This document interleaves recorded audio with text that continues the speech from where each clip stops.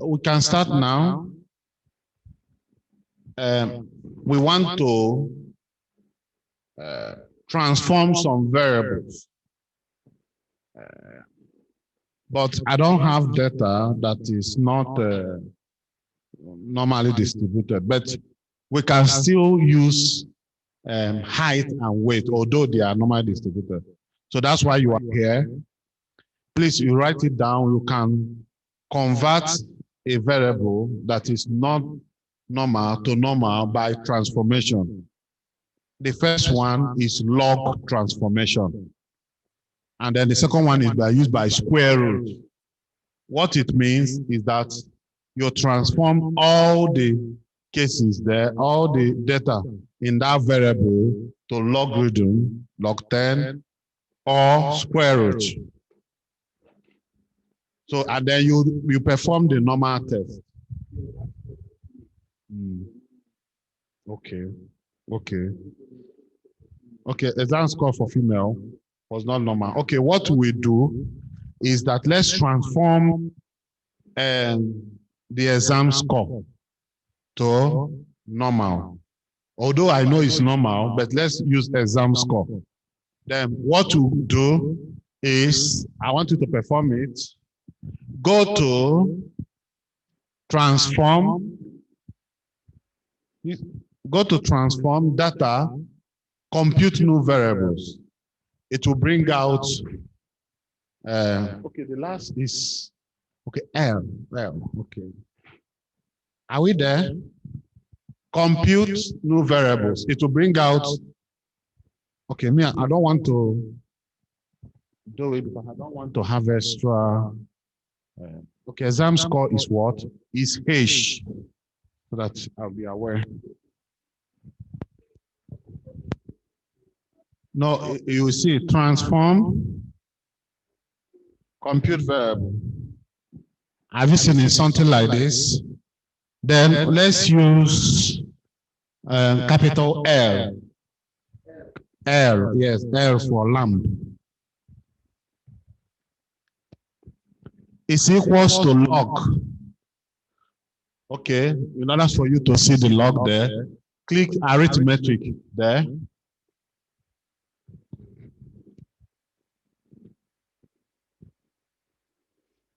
Me, I don't, because I'm used to it, so I may not need to. I think there's log 10 there. Yes, have you seen it, log 10? Let's use log 10. LG10, it, then bracket H. This one is L is equals to log 10. Okay, let me do it. For me, I might not need to.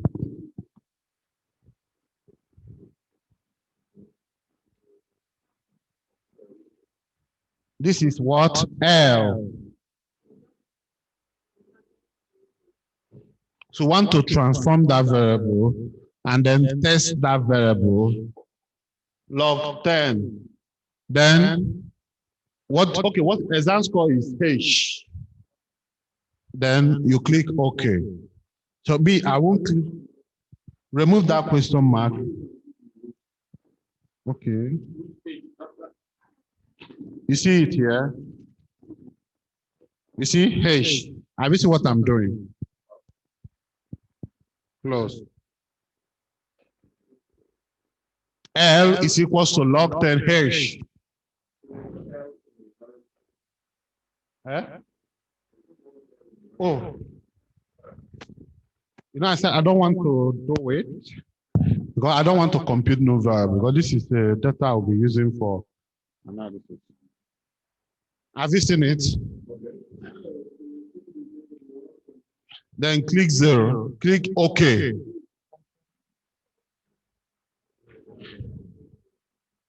Immediately you click arithmetic, these things will come up.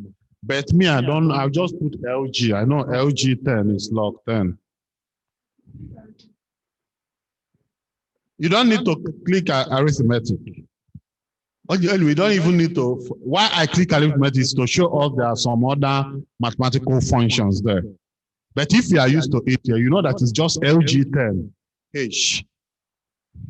So we want to transform the exam score to H, and then we test for the normality.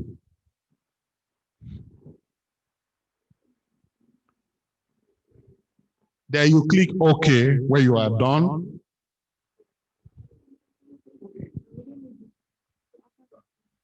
Then click OK.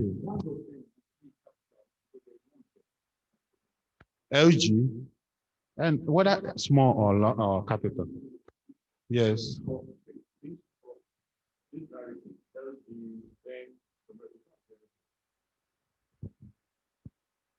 See it now. Is it not this thing? It's not a, it's not a must that you appear now. He's just telling you what the software will do. It says LG something to return the base 10. Click OK. Go to your data now. Go to your data. It has created L variable. Go to the data view. Go to the data view. This is output now. Go to where the data is. Have you seen it? It has created L.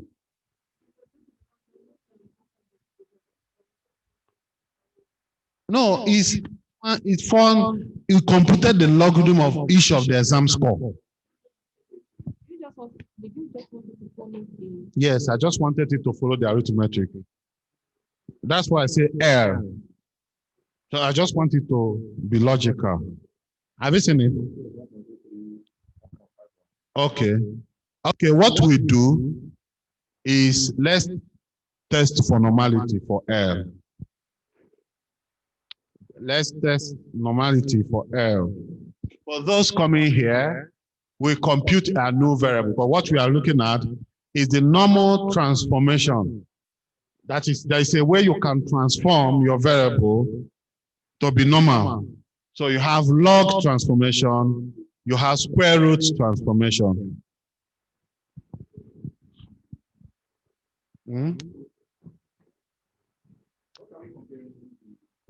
I said, first of all, it's the exam score we are now changing. I said, do the normal test for that the L now. You know, it's now L. It's less than.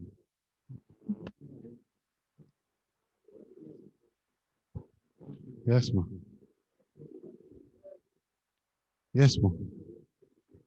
We are computing, we are doing a transformation of variables with the exam score, H.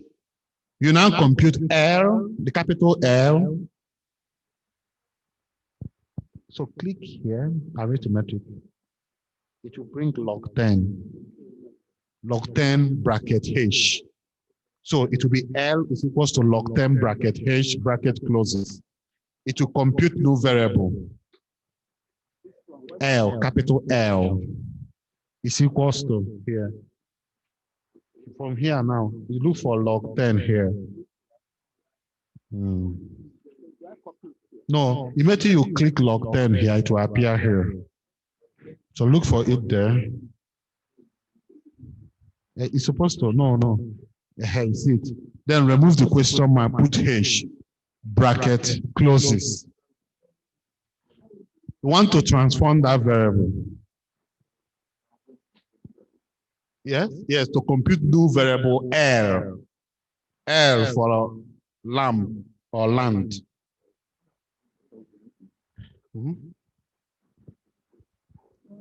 Capital L, yes, it's okay. Then okay, you are done. Oh, it has formed now. So good. You can use them in LG. I think it's not case sensitive. You can use small LG. L now is equals to. No, L now, look at what we did on the board. L is equals to, if you don't click arithmetic here, you look for LG10. See it? No, that one will be here. Click it, it will enter here. See, place the cursor here, then come here and click it. Then remove the question mark, put H, capital H. No, go to the data, the main data. No, leave it, just click OK and leave it. And it's created L already. Have you seen it? Go to your data, not here, not the output. Have you seen it? Yes, this one computed L.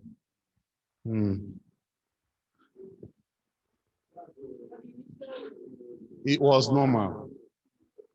Yes. So, you know why I want us to do this?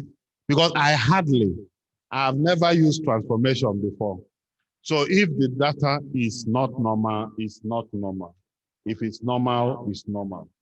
You understand? It's just for academic purpose. So we have to learn it. Okay, it's part of what they included that in the module that we have to learn. Yeah. Yes. No, you already done it. So go to your data. Where the data is. You see now it has already created L. Have you seen it? So let's do the second one. The same exam score. But this one, I said for normal transformation, it is log or square root. So let's compute M. Let's compute M is equals to square root H.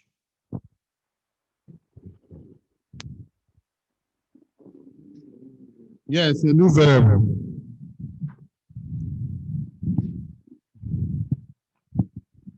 For me, you can see it.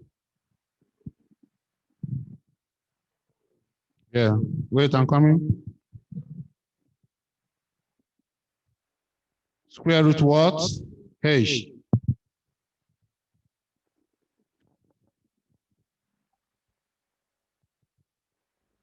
I know why I'm doing this. You know, you ask me something, and for engineering, you know, most times you have your data 1 point something. You want to change it to exponential. This is something similar you can do. Or change to sine, or change to 1 over a square. Without this is something to create new variable. You understand? So something like that. Yeah.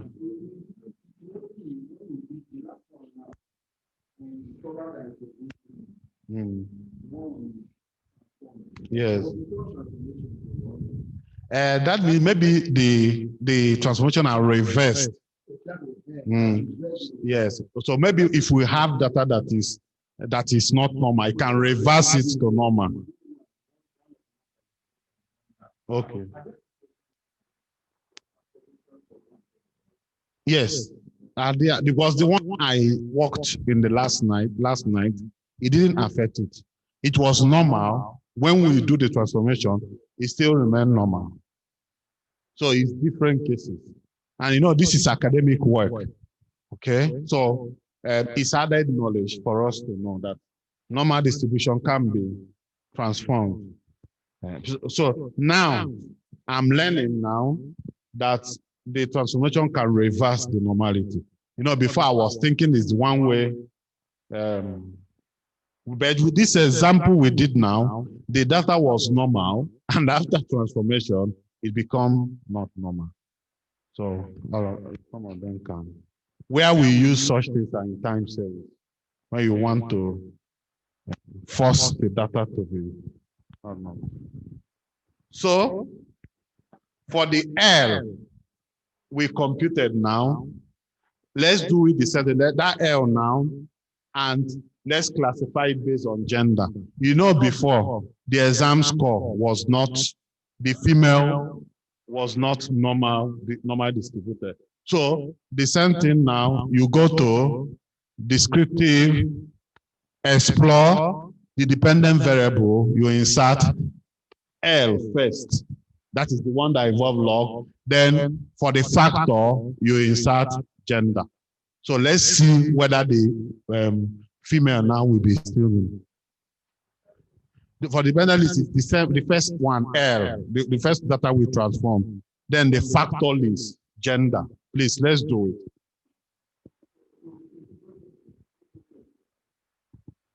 Yeah.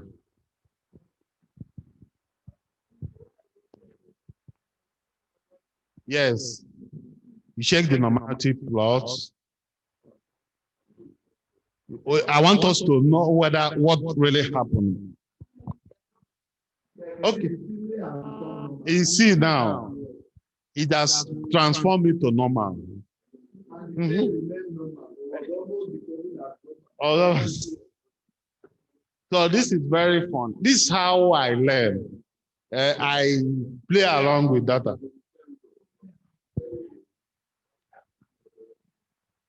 So you see now, that transformation has forced that female to be normal. So let's repeat it for M. You know, done for L. Let's repeat the same thing for M. That is, remove L from the dependent list and substitute with M. Let's check whether the female will still be normal, will still remain not normal, or whether the transformation has forced it to be normal.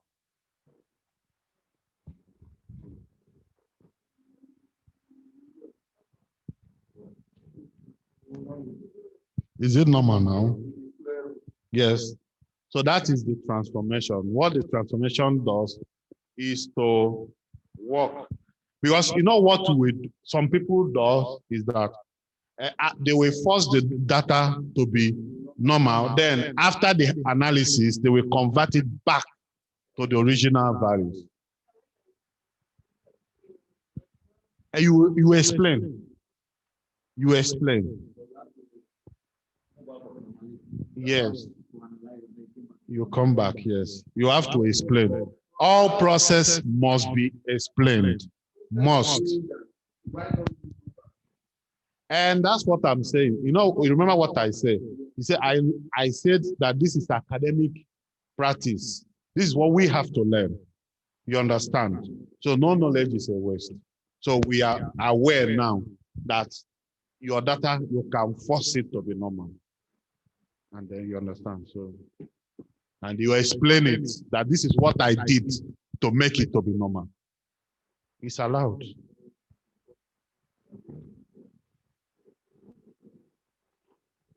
So let's transform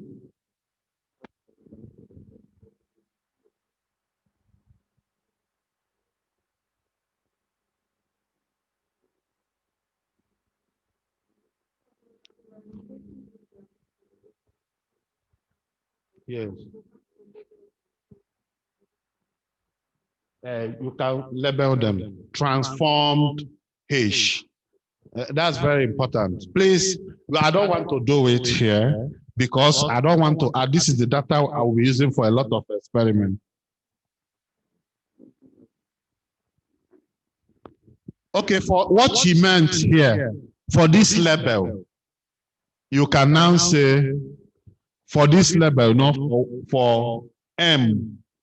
Okay, for L, we can now be the, can I say log of H. Log of H. Then for M, please save that, log of H. Then for M now will be what? Square root SQRT of H. SQRT of H. SQRT of H. Yeah? Yes, that age is example.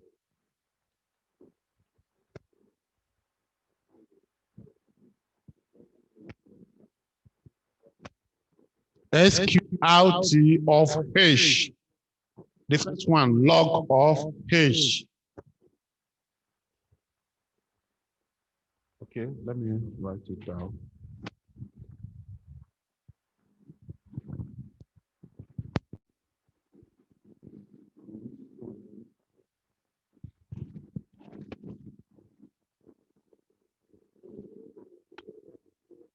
Yes.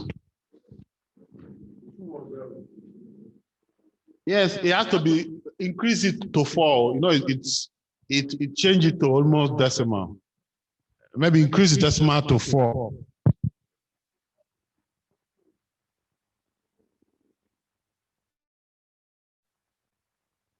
Then finally for transformation, let's transform the anxiety score. Let's repeat the same thing for anxiety score. Anxiety score is what? What is the variable name? Anxiety score is I. Okay.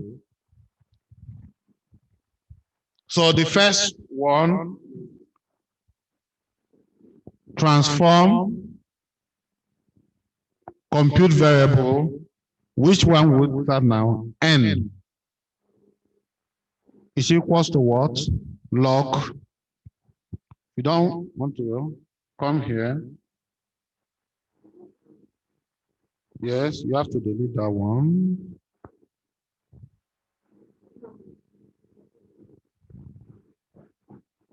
Log of what? I.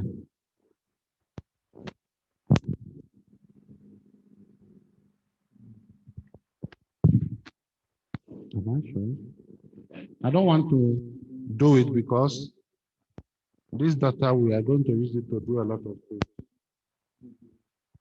Log of I.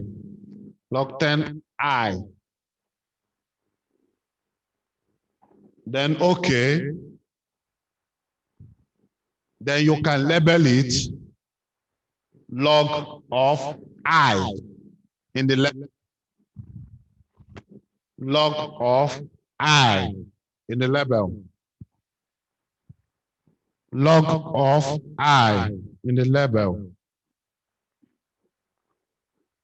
That is, we'll create another variable. It's already there. Check the variable view. Yes, N is log of I.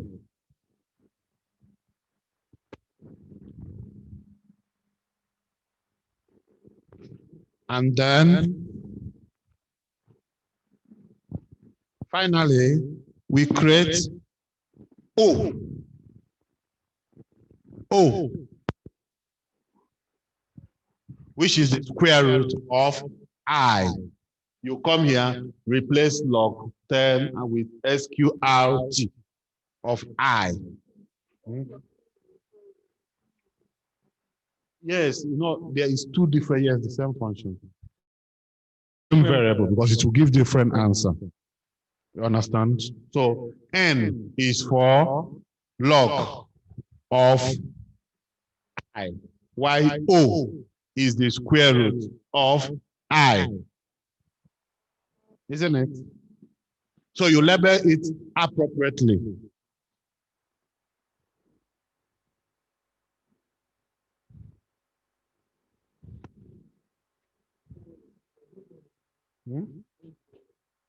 Or this last one. This last one, N is log of I, which is exam anxiety level. Y O is square root of I. So that means we have how many I, J, K, that is 14 variables.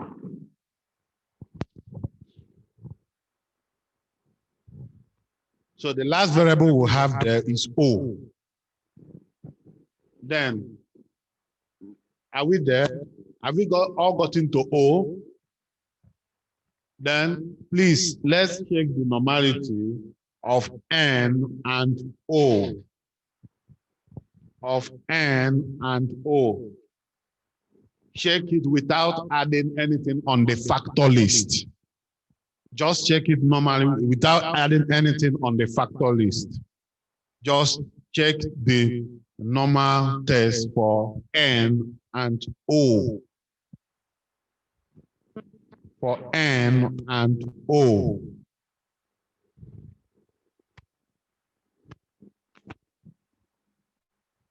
For N and O. So that means we have I, J, K, L, M, O, 14 variables.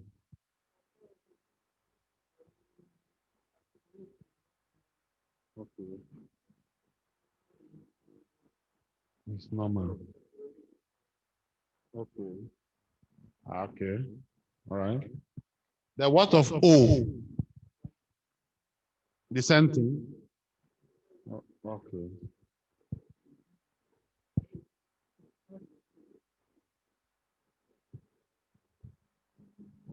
For N, yes. But please label it appropriately on the label. Log L. We go with Shapiro Wills. We'll go with the result of Shapiro Wills. We go with the result of Shapiro Wills. So both are not normal. Oh, okay.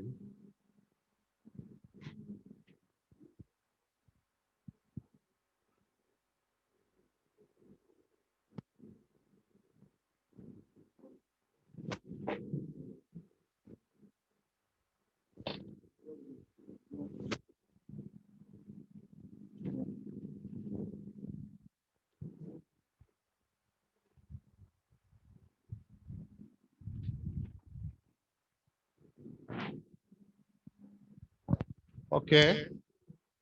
Please, let's do this. That anxiety level for N and O. Okay. Let's have the factor list of, first of all, check for gender first, and then check for marital status. That is the same thing we did with the original data. So let's repeat it for the transformed data, please. Let's do that. Check for marital status for N and for O. Thank you. That is N. The marital status will be on the factor list. Y, O, we do it individually. See what I mean? You put gender, then the dependent list will be N. That is N against gender, that is factor list, N against marital status as factor list, and then you repeat O with gender as factors, and then the same O with marital status as factor list. Thank you. So let me give us 5 minutes for that. So you see, by the end of this class, SPSS class would have been an expert in this software. So nothing is hard in this with handling of data there. Thank you.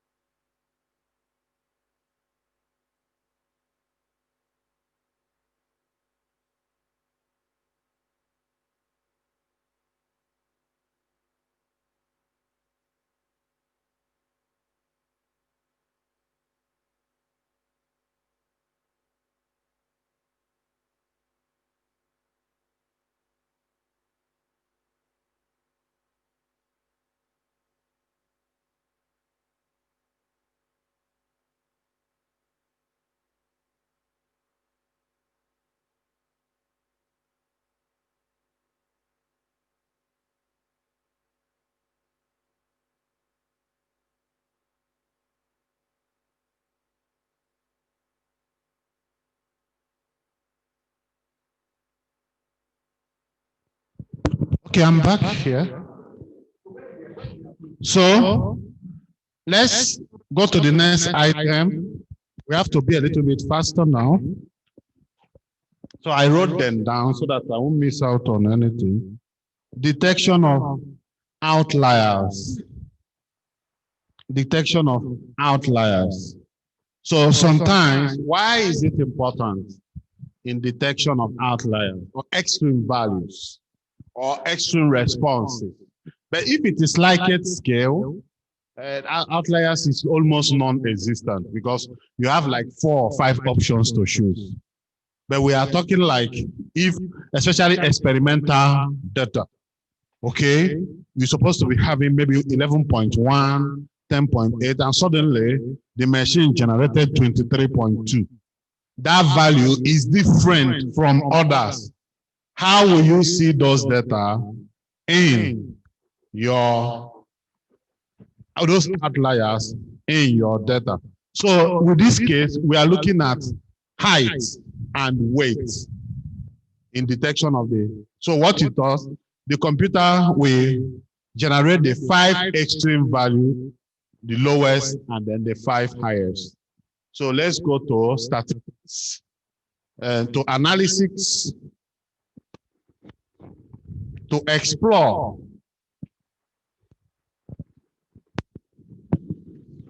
And then the same thing for these statistics, click outlier. Okay, let me okay, cancel. Is weight. Let's start with height first.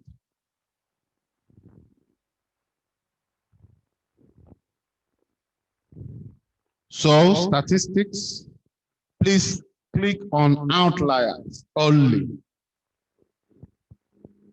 Okay, let's have click outliers and M estimators. I will explain what those M estimators are. Continue. Remove this. And then, okay.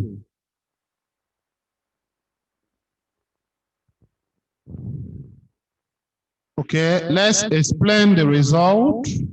Okay, I still left test of normality. That's why it brought the normality. Let me explain the results instead of, because some of them are on our slides. There is no. These are called, they have first table there, M estimators. What happened in an area in statistics we call resistant statistics. That is, all of them are part of exploratory statistics. The mean is vulnerable to the effect. We call it the undue effect of extreme values or outliers. But the median is resistant to the effect of outliers. What does that mean? Because outliers affect results, especially in engineering results, where you have, maybe it's expected that the mean is, and at the end of the day, you have 30. So that 30 will affect adversely affect the result you want to produce. What am I saying? Apart from the mean, we now have many estimators that are all close to the median. All these estimators, the most popular there is the second one we call the Tukey's by weight. So what is telling us that these estimators is better we use them more than the mean. Okay, when those estimators are close to the mean, that means that data does not have outliers. But when they are far from the value of the mean, in this case, what is the mean? We have done it. What is the mean value there? That this table. Can somebody tell me the table before this one? We've done what is the mean value there? It should be, you see now, it's close to all of them, 5 points, 5.9, 5.3. What is the median value there? 5.9. You see, all of them 5.9, 5.9. This is an indication that is this data does not contain extreme values or outliers. So it's either you call it extreme values or outliers. And it's very, but especially if it's regression analysis, it will give unwanted interpretation, false results. So that's why, in order to counter this effect, that's why we prefer quantile regression. Have you heard of quantile regression? Yes, quantile regression, because regression estimates the conditional mean, but that one estimates the quartiles, especially the median, which is resistant. So if I'm using quantile regression, I will just estimate that what I want is the median. So I will use it in lieu of the regression analysis. So let's see the extreme values. You see, these are the lowest values, and it will give you the case number. It is not. Oh, it's not in it's in there's one software called JASP, and it's in NCSS. No, NCSS and Origin Pro and R. That's where you can get. But most people use R because you have the code already, or you just to adjust the variables. So one thing I like about this SPSS, it will give you the case number. You see now, this is for the, is it not height? It's not go to the lowest one. The lowest number there is, you go to 27, you see it. Yes. The highest, you go there.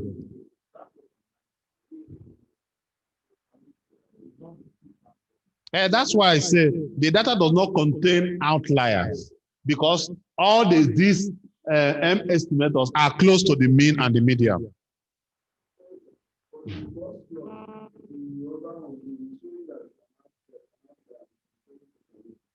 You know what?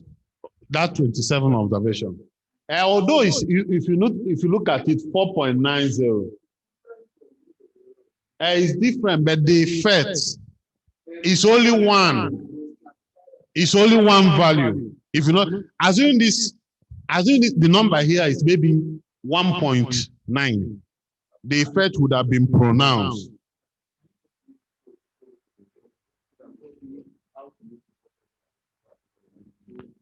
Okay.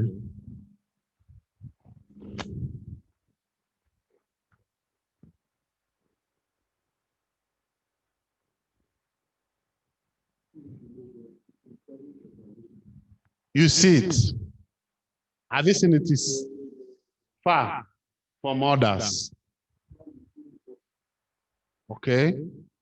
But the effect is not much because the mean, but the one that will have more effect is like, as when you have values that is most of them are between 1 and 10.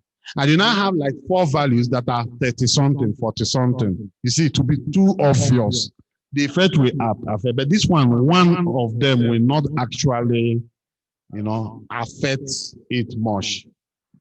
So practice 3, let's check weight. I've done for height. Please, let's check for weight. Repeat the sentence I did. Let's check for weight, please. I've done for height. Let's check for weight.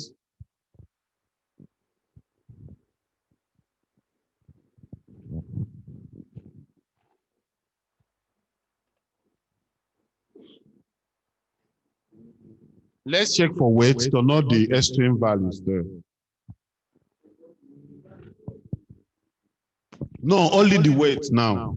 Then after that one, we'll classify the weight based on gender and other. But for now, let's just see only the weight to know where the,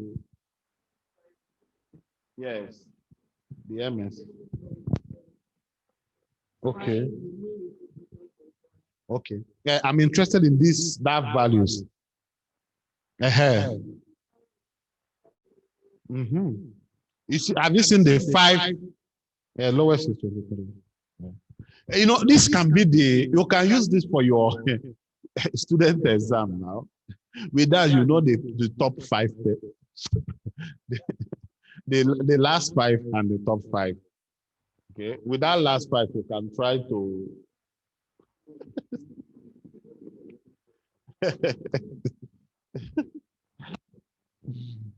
isn't it? If a student have 20 in a test 1 and 2, I don't see any reason the person can easily get 25/70, which is not even up to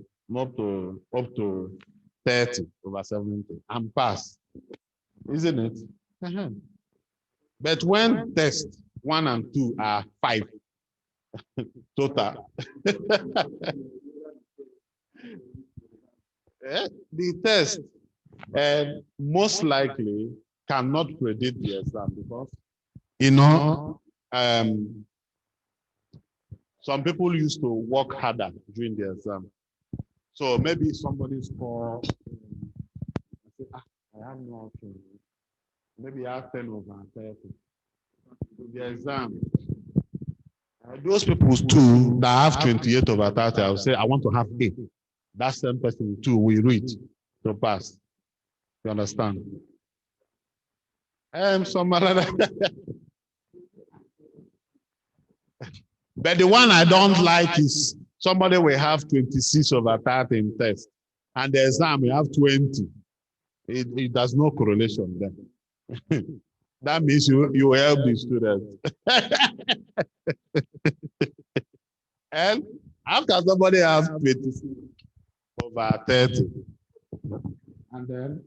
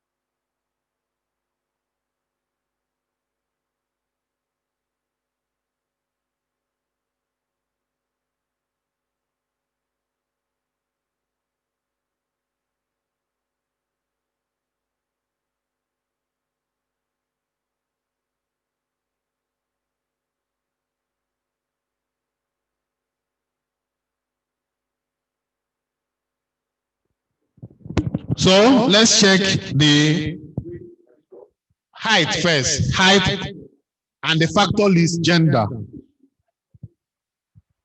first. Then after that, we now do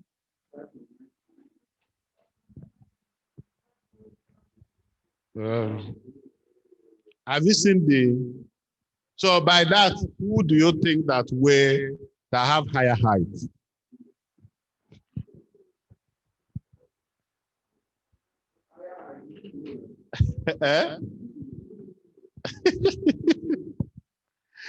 Check the descriptive statistics for height. Check the 5.9. The what of female? Female. It's unfair.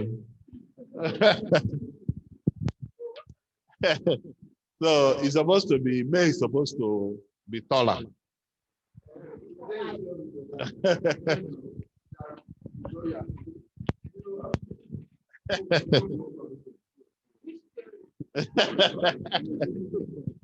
But for weight, I think women should weigh higher. Okay, let's check weight. Let's know male and female who have higher weight than the other for weight. And then we test to see the lowest weight and then the highest weight.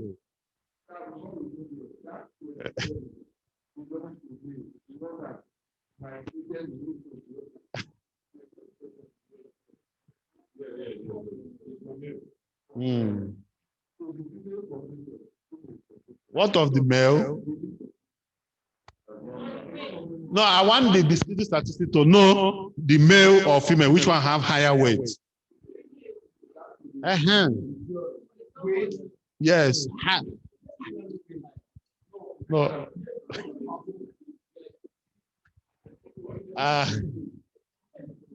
They'll begin to regress. What you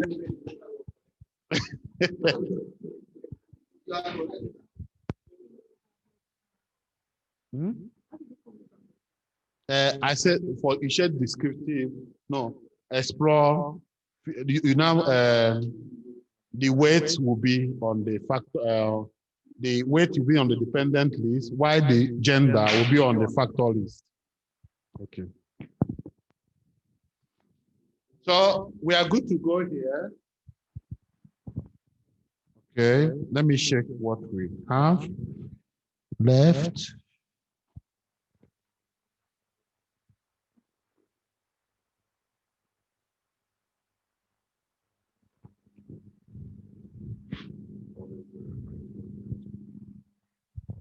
Okay.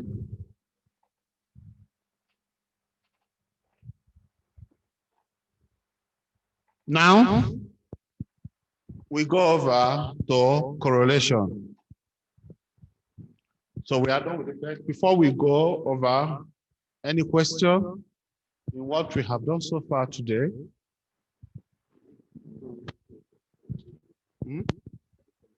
Yes, correlation.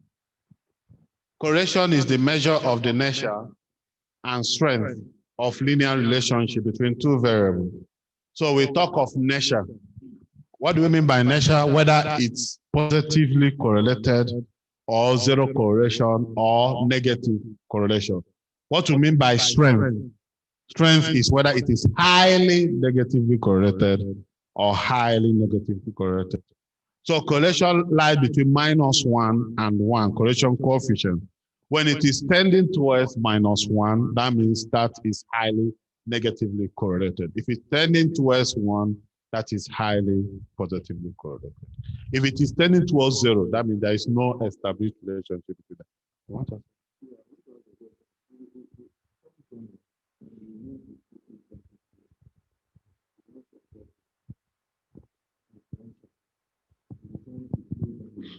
Yes.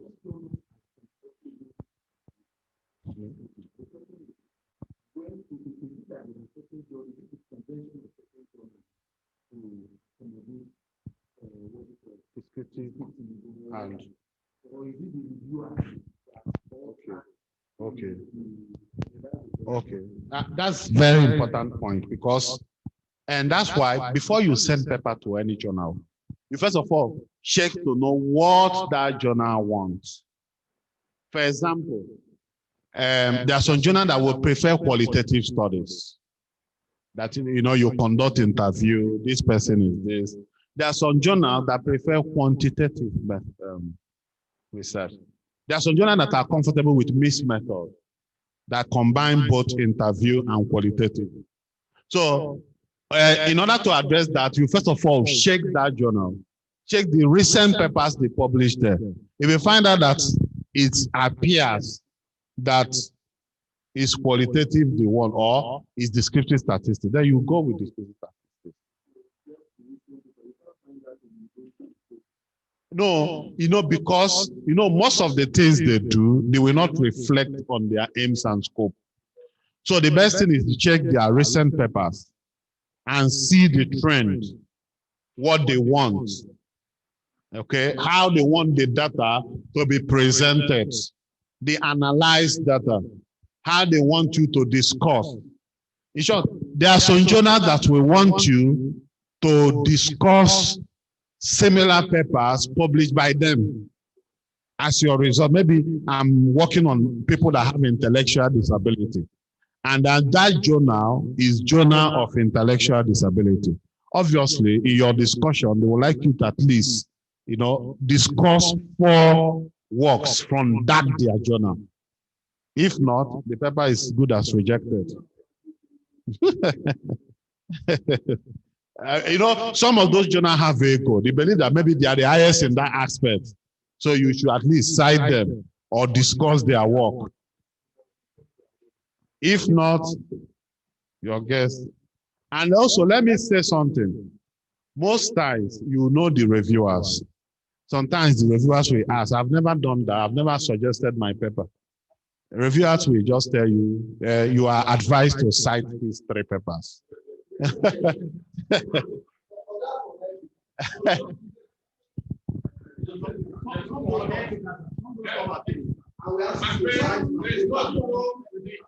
It's suggested as the author, you are not bound to cite it. We have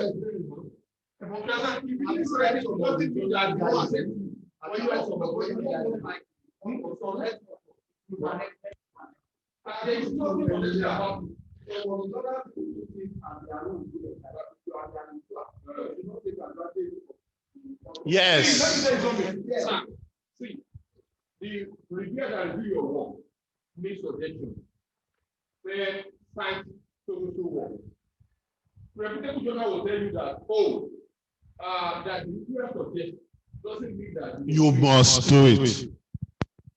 Yeah. It is left to you.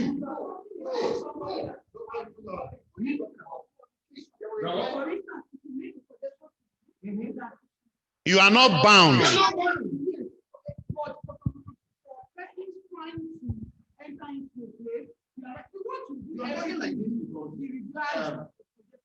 So, okay. You have to do it to have the paper accepted, isn't it? Even if the reviewer says cite my wife, cite my brother, cite my sister, even cite my PhD student, maybe I want the paper to be accepted.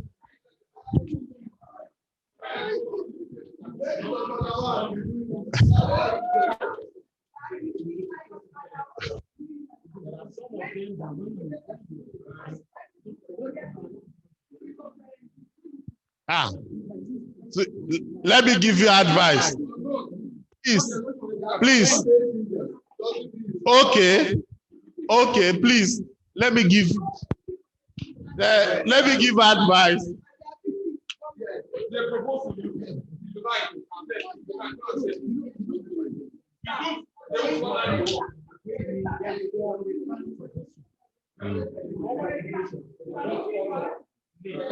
It's the same. That means it's the person.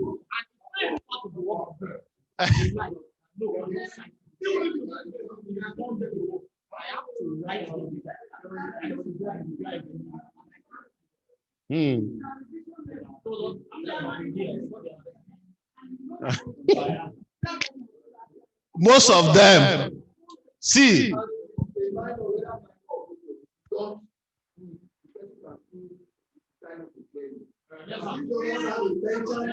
don't have intention for waiting for the job to pay. People who have a case, we probably do that in the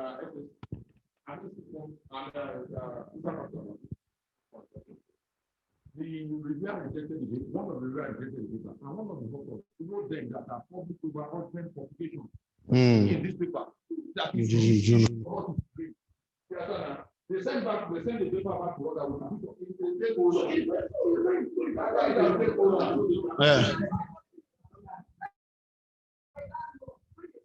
So you need to reject your work. Don't take advantage. See. Okay, let me give advice. As by the grace of God, I'm opportune to be an editor. So I've never for once suggest my own papers to be accepted. But me, the advice I'm giving is that, especially for those that are on the process of PhD and you need papers to graduate, if the editor asks you to cite his mother, his son, his daughter, his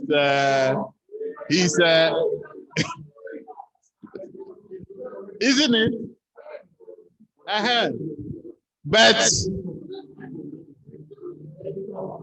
But the wisdom in it, see, the wisdom in it is that I've encountered it many times.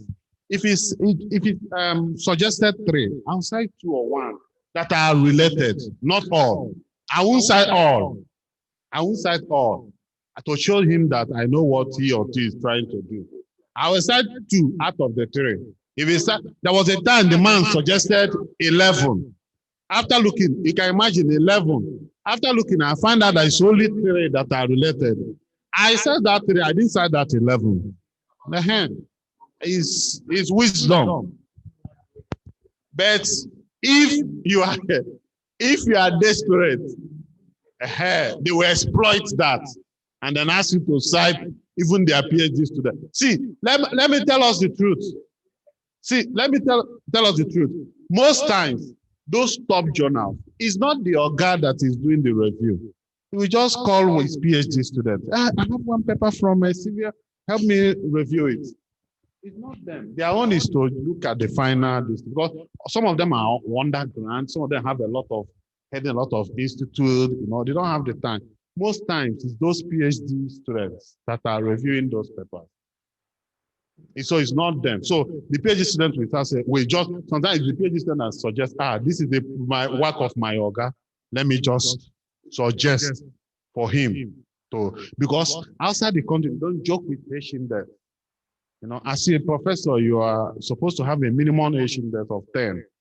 And so to make sure that, because you can't give what you don't have. So they just believe it because you are mentoring people.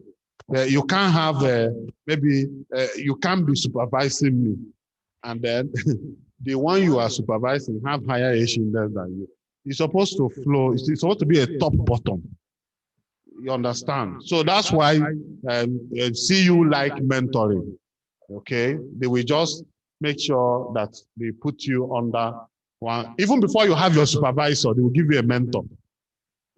You even be surprised you can publish 2 papers before you start your main work. And at the end of the day, that mentor might not be your supervisor. But he has already mentored you. So that's why if you see papers published outside the country, the last author, that place, they don't joke with last author. Last author is the owner of the work. Last author is the Oga. They don't. So that's why if you go to Scopus, click any paper, maybe from the, but you now see that the first author will have 1 paper, the second author 10, the third author 20, the last author 100. That's how they are mentoring. They are mentoring the first person. Be growing, be growing, be growing. But in Nigeria, there is no known pattern. You know why I say there is no known pattern? Okay, Nigeria.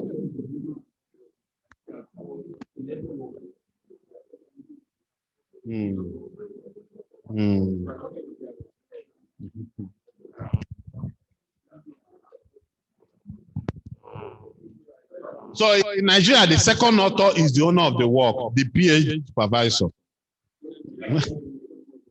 The second, if I want to see, if I see a paper now, I want to know whether this paper is from a PhD, I will check the status of the second author. Second author is the first supervisor. Then third author is the co. Then the first author is the... I did a paper with someone in Japan. We were arguing. I put my colleague as the last. The man said no, that he should be the last. I now insisted that he should be the second. Yes, I was thinking that I was doing him good. But he thought that is the owner that it should be the last. Yes, it looks as if I'm robbing him. You understand? So at the end, I insisted that it should be number 2. That because the work was what the last author did is to type, but the 2 of us are the one that.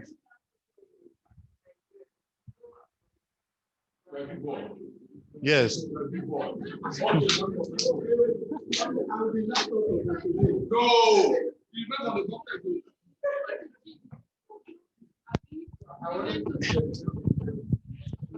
When it comes to promotion and we need 60% first author, it is that time you will know that that model is not applicable in Nigeria.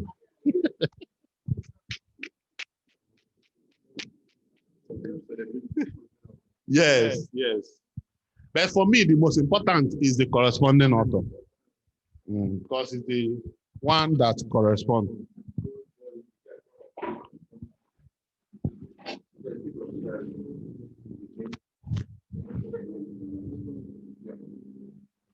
So, let's look at correlation. There are 3 aspects of correlation. Coefficient. We have the Pearson method, or they call it the product moment. We have the Spearman rank, and then we have the Kendall tau. So we have to look at the 3 of them. I think in SPSS, usually on the default is, but please, let me state here, in the manual given to us, you have instances. So let me respond because of the question you asked in the morning. In that manual, they gave where you can use the different data for correlation, whether nominal or scale. You will see it there. So that manual will be like a guide if you are doing your research. You saw it's there. Yes, for nominal. Yes. So, but I will assume that I will using it for all. But let that manual now guide you. It's Kendall tau. Is for, you will see it there, because most times it might be like, for me now, I use it for all, but I will state the nature of the data, whether it's nominal or ordinal. But if it is scale, I usually prefer ranking. That is, if it's like it, I prefer Kendall Spearman rank because of the ranking. You know, the ranking has to do with order. You know, when you are ranking something from beginning to the end. Yes, just that manual, please. It will be like a guide. I think it's there. Check it. You will now see the aspects, the nature of the data. But for here, I will assume academic practice. So I can apply it to any data. But thank God you have that thing. You can now know what to do. Okay. As a guy, please don't throw away the manual, please.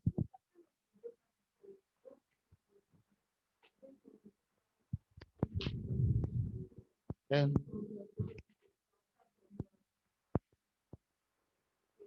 in all of them, yes, that's why I say the data notwithstanding, what we are trying to check in correlation is to know whether 2 variables are related. But we are not establishing causation. Yes, when we are establishing causation, we now goes to regression, of which we will do tomorrow. So that's why, if you notice in that data, the last one that is passed, 0,1, we are going to look at logistic regression and odd ratio. I know most times we hear the odd of doing this against the odd of not doing this. Yes, I don't think it's in the manual, but I think we need it. So that's why I have to prepare our data to look like this tomorrow. So we are going to do a lot tomorrow. ANOVA, non-parametrics, and regression. Okay, that's what we are going to do tomorrow. So irrespective of the data type, what is telling us is that we are to measure the nature and the strength of relationship. Then when we now want to know whether one actually depends on other, we now migrate to regression. That is, we are now want to establish causation. This Y, increase in Y actually leads to increase in S. That's why in regression analysis, the variable is invariant. That is, I can replace X with Y, it give me the same result. But it's not like that in regression. Regression, one must be dependent variable. Why one for linear regression, one has to be independent, one has to be dependent. But for correlation, it's invariant. I can change Y and S, the same result. Okay?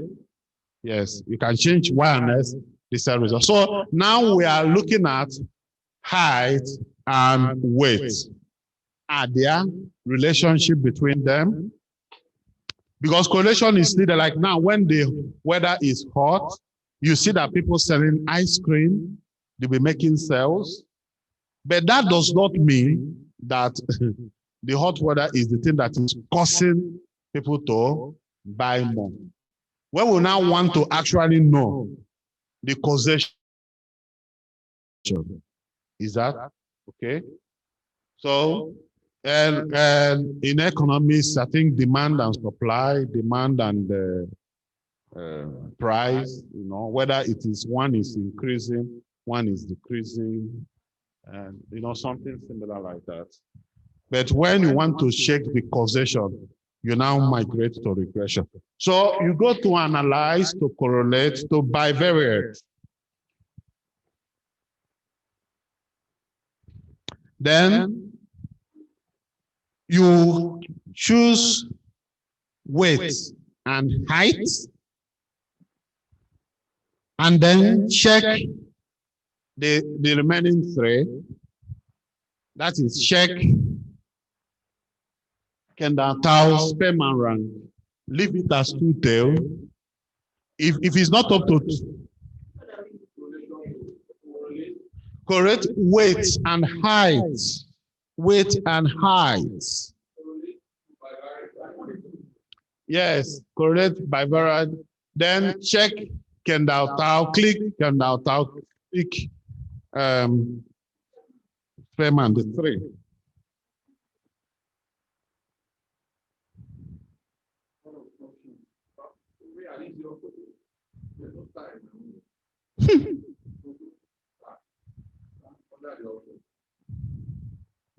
Huh? Which star?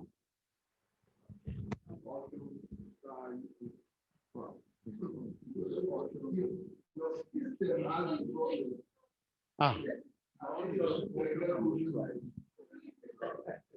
Yes. It's true. It won't affect. Just drop the two, then click this one, and then let's go. Yeah. Two tails. When I think you have it on the manual. In statistical inference, because I'm trying to avoid using technical words. In two tail, like in statistics, okay, let me explain it very well. In statistics, we have an area we call statistical inference. And statistical inference is divided into two. You have estimation and hypothesis test. So in hypothesis test, we are bound to commit error. Rejecting null hypothesis when it is true will lead you to type 1 error, which we call what? Alpha, level of significance. And then it's just like, let me give the null hypothesis as not guilty, for example. And then alternative as guilty. So when somebody is not guilty, and then you assign the person to be guilty and hanged, the error is more than when somebody is guilty and you release him, go and sing no more. So that error is what we call the level of significance, of which our work now, because we know we will commit the error, but we have to reduce it at minimum as possible. That's why you have 1% and 5% level of significance. Okay, so this is the room we created for error. We created that we have 5% for error, and we created that we have 1% for error. So, and what we now mean by that two-tail now is that error now will be divided into the two spaces. You know the way normal distribution is. Okay, what it means is that the acceptance region, okay, will be at the center, and then the rejection region is between the two and the right and the left. But when it is one tail, that means that what we are accepting is on one side, and what we are rejecting is on the other side. But in real life, we always make do of two-tail test. So that's why on default, SPSS, we put it at two-tail. On default, SPSS, we put it as two-tail. Is that understood? So that's why I said, if we begin to talk of statistical inference, is a course of its own. At least in CU, I thought I've been teaching the course for 4 years now. Mass 318 statistical inference. We have different aspects, tests for, that one we don't use software. It's manually. You teach the student what to call the decision rule in hypothesis test. Is part of what is here. What do they first of all state the hypothesis null and alternate hypothesis? Is it not? What is the second step? You determine the critical value and the test statistics. You compute the test statistics using the information given to you, and then you now make your statistical decision.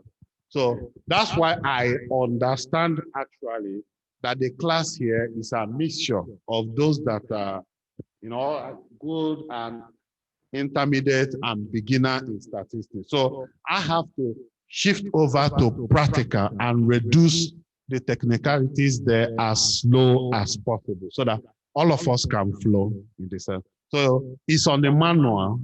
So nothing prevents me coming and talking of that statistical inference is a course for a semester. So it's not something we can finish in 1 week. Okay.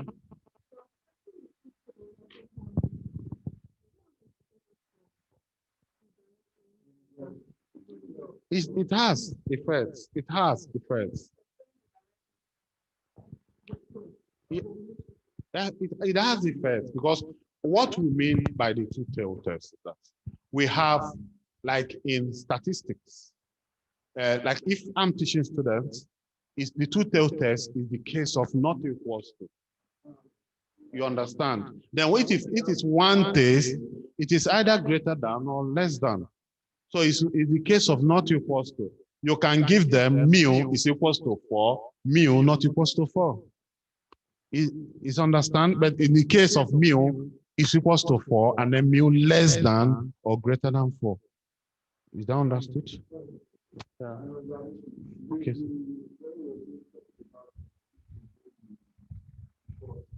I think we just like we were talking about the very because it is easier to think by saying something is equal to 10.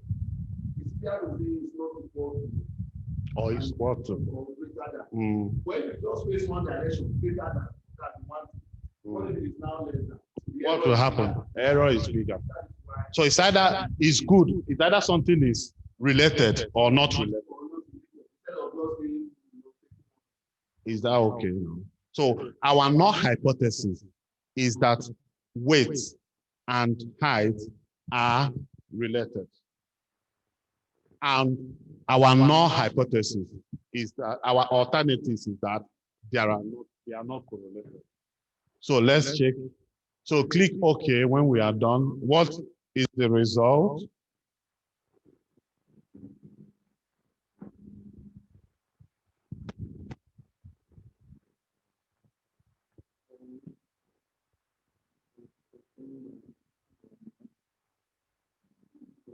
Okay.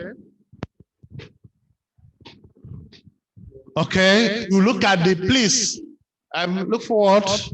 You look at the p-values. You see, this means that there is actually no relationship between them.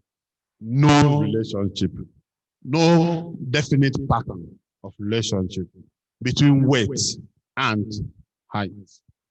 But if the p-value there is less than 0.05, we cannot have two aspects, whether it is positively correlated or whether it is negatively correlated. Positively correlated means that increase in height increases the weight, and vice versa. You know what do you mean vice versa? That is decrease in height decreases the weight. But if it is negatively correlated, that means one is increasing, the other one is decreasing. So see correlation as, you know, in mathematics, all those, is it proportion, where you say inversely proportion, directly proportion. You know, when something is direct, I think both of them will be increasing the same time. Like weight and height. Total. Yeah, it's the p-value, sorry. So you look at Kendall, but most times I make use of sperma. And then you state it. This is the one I'm using. Any more questions?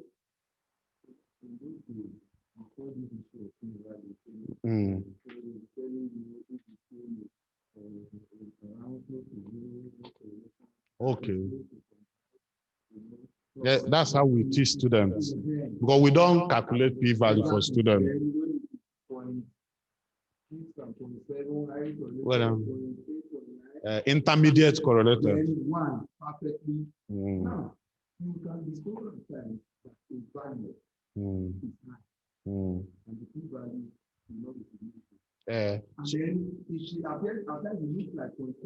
Yes, yes.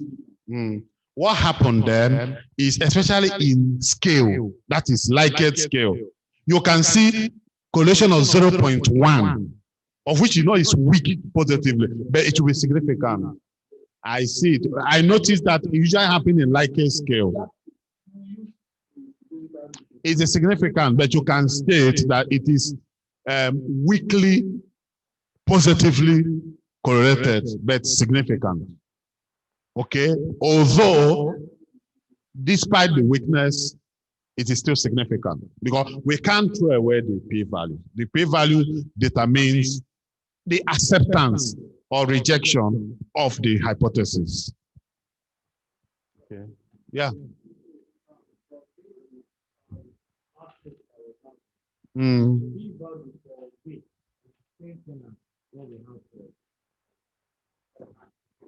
It's the same thing now. See, you remember this one, weight and weight can't give you anything. This is weight and height. This is height and weight, the same thing. I say that the values are invariant. That is, if I replace weight with height, I'll get the same result. But for regression, one must be dependent. One must be independent. That's why when I'm teaching student regression analysis, I will state this one. Y is the dependent, S. So most times they will use X as dependent, so they will got it wrong. So what we are doing now is to establish the linear. Mind you, you note the word I use to establish the linear. The linear. There can be a quadratic relationship between two variables. There can be exponential relationship between two variables. There can be cubic relationship between two variables. There can be non-linear. You know, they talk of non-linear polynomials or polynomial regression. But that's why I say this is a linear relationship between two variables.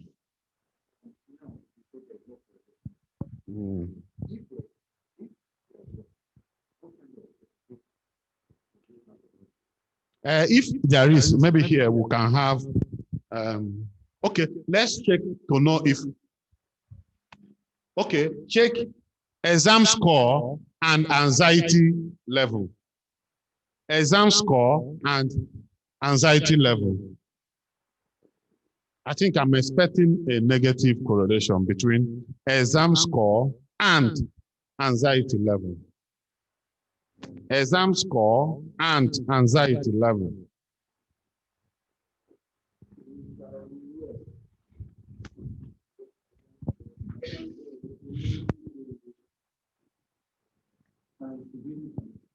I know that. I've worked that in the night.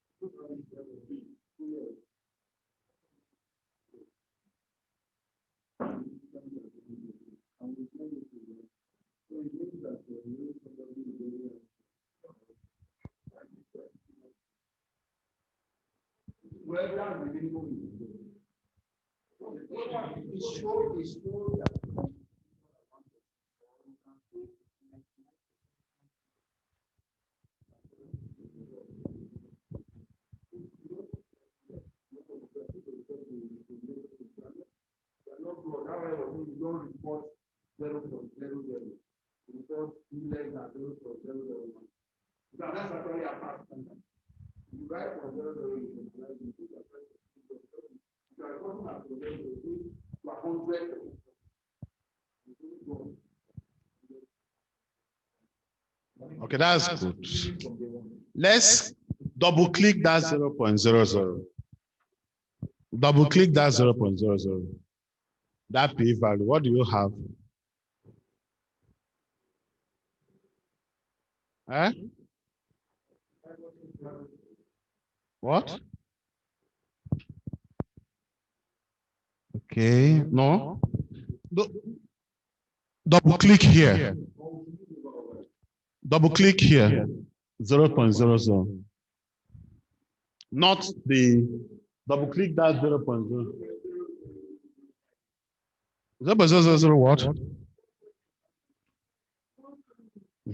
That's the actual score. But SPSS, we approximate it to how many decimal places? 4. 3. So that's why it's safer to say P less than 0.0001. So what is this telling us? There is a negative. So if somebody is very anxious, the person will perform low in the exam. Isn't it? If somebody is very anxious, the person will perform low in the exam.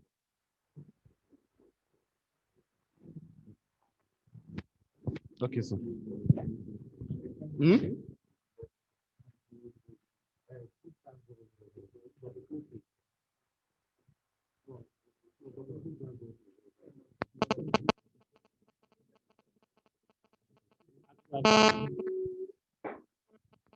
So let's continue with anxiety level and height. Do taller people? Why are you laughing? Do taller people seem to be anxious?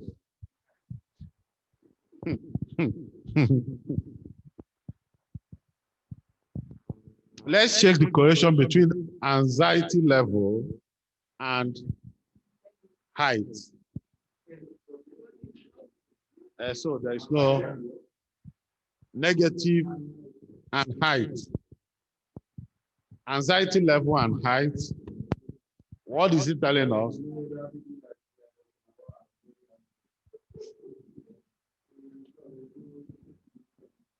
No, the one we should have checked is anger and height.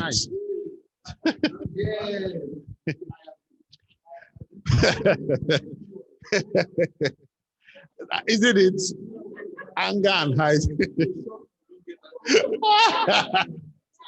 I won't say anything. No.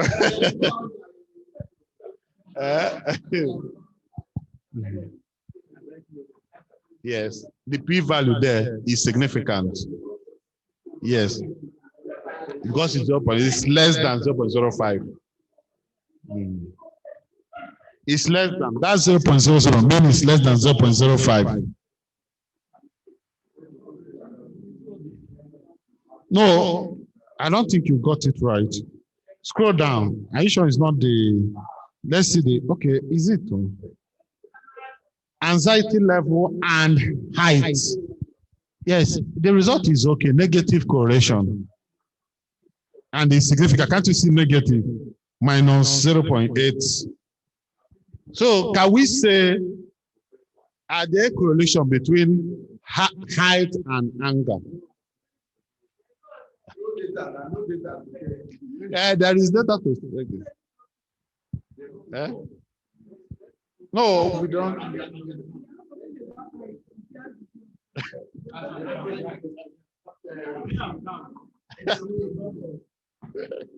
Hi.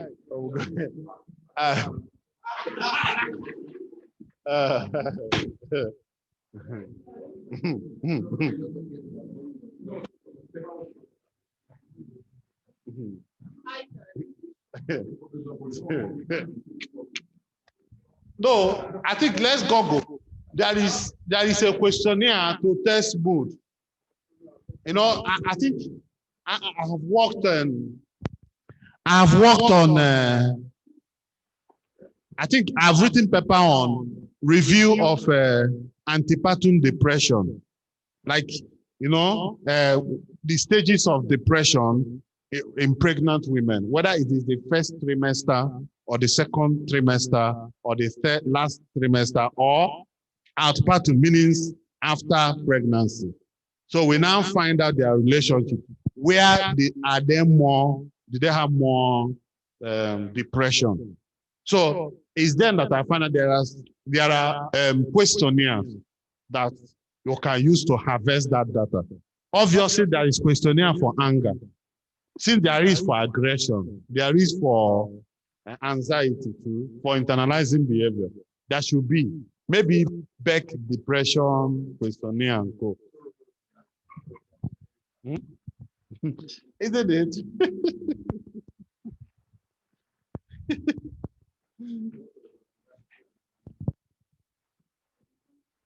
No. If you notice,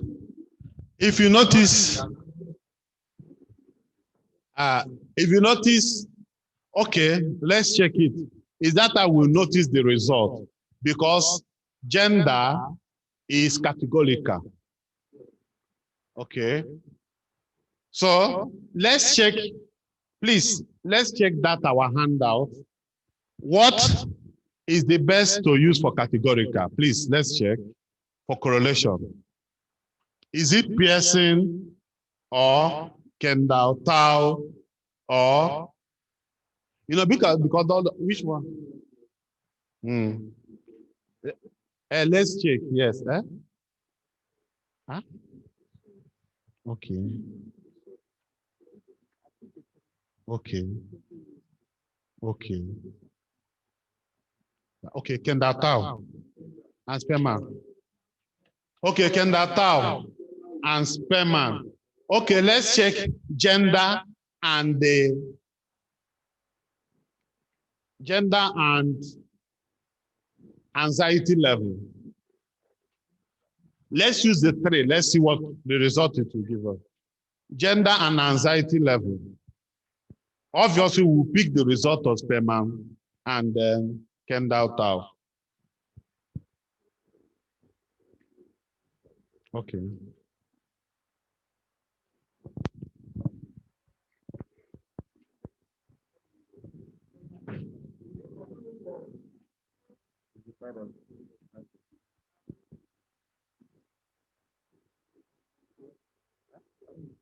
No, I just want to scroll around because of the light.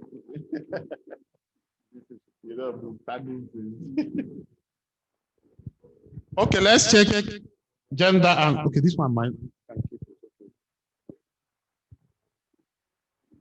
And Kendall Tao, no relationship.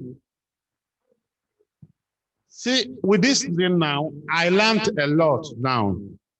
You know what I learned? For me to report this result, I will go and check that table to know the nature of the data. You understand what I mean?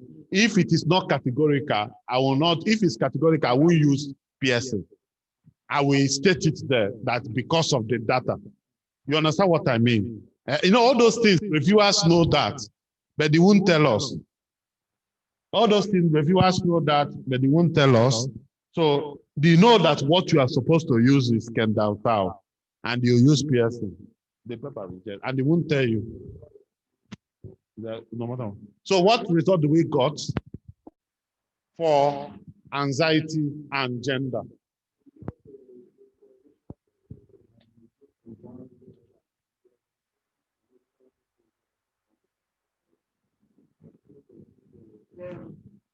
So what can we conclude?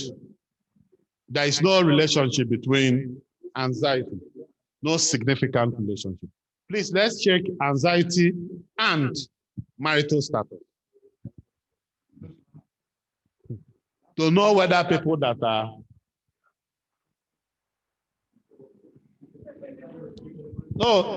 I'm expecting the result from anxiety and marital status.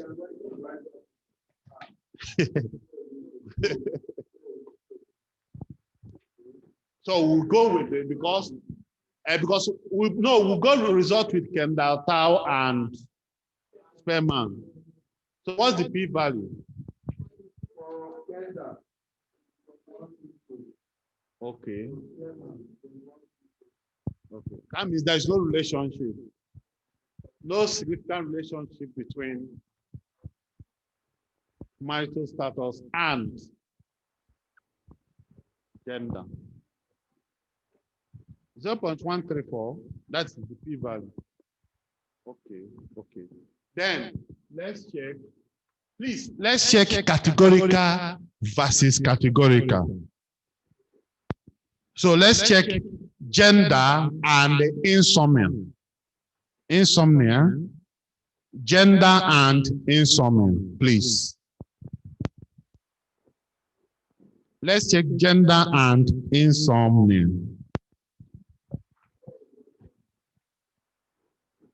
Okay, which variable is insomnia? E.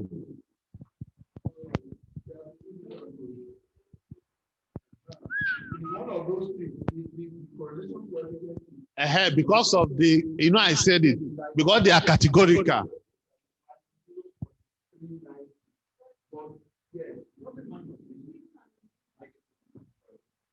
It's negatively corrected. So what did that tell us? Gender and insomnia. You see now? There is no you see that there is no which interpretation. We coded gender as 1, as what? Female. And as male.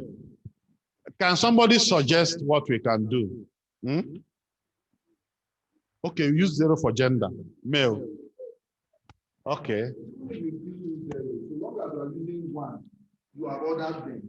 There is. The two of them are supposed to be and the numbers don't be. You know what we can do in this aspect? We use the chi-square test of what? Independent. So let's go to descriptive crosstab. Yes, because it's no. Let's go to analyze descriptive crosstab. Then put gender in 1, maybe row or column. It doesn't really matter. And then substitute E. Is not E. Insomnia. So then let's see whether there is a relationship. That is chi-square test of independence. Then go to the statistics and click chi-square. Go to the statistics, yes, and click chi-square. Please, the statistics and click chi-square. No, just only do that because we want to establish whether gender is related to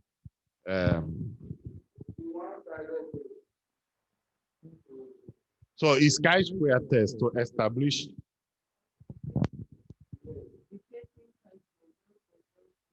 What is the p-value? So that means we can now conclude there is no relationship between gender and insomnia.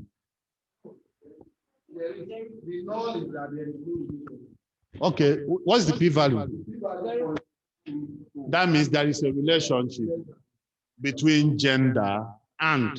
But what the chi-square test do now, it will not tell us whether it is negatively or positively. What the chi-square test established that there is a relationship. You understand? But we can't say whether it is increasing or decreasing. When it is increasing or decreasing, it will go back to correlation.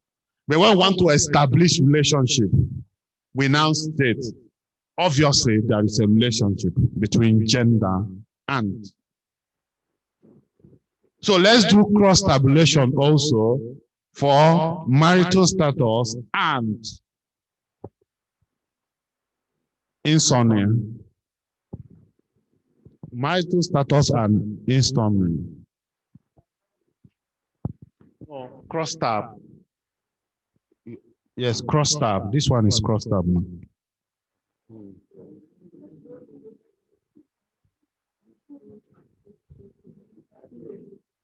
Yes, not this one. Chi-square test is usually when we have categorical.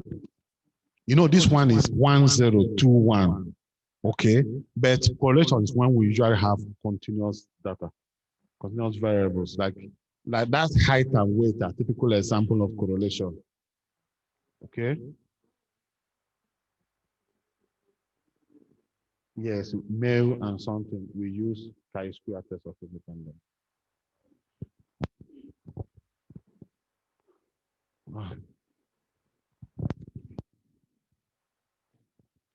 So there is no significant relationship between marital status and insomnia. And what? How can we ask? How can we interpret that? Whether you are a male or female, it doesn't matter. The person can still have insomnia. Or whether single or married, the person can still have insomnia. But when they are related, that means maybe a particular gender or a particular marital status have insomnia more than others. But when there is no, that means any of them can have insomnia. That is not attributed to any particular gender or marital status. So that is it. So at the end of this, our training, I'm expecting our research activities to take a higher dimension. So I'll be checking online to see the papers written by you guys. Isn't it? At least this has equipped us with some skills that can help us. No, what we do now is our number. Our number will now, don't worry, when we get our number, you now see when it is not related, what caused it. Okay, that's called post hoc test.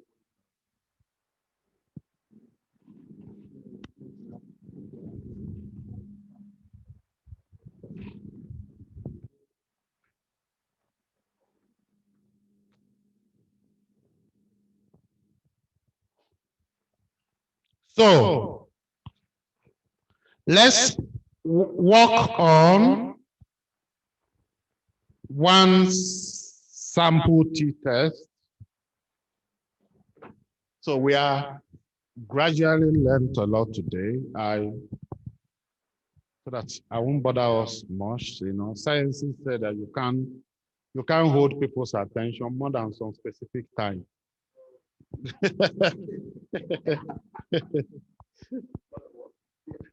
I think he said 40 minutes. You know, when something starts, you are paying attention. It's true. The attention is highest at the beginning. But with time, you see some people will start sleeping. The thing will now start decreasing. It's not. So that's why most times when if it's 2 hours class, immediately I take 40 minutes, I will give the students 10 minutes break for them. And I don't use that 2 hours. I usually stop 20 minutes at a time because I must have finished everything. So prepare them for the next class. You now find out that 10 minutes, some of them will sleep within that 10 minutes.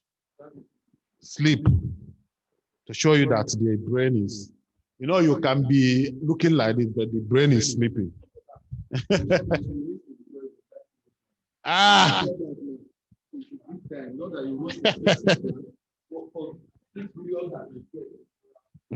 Isn't it?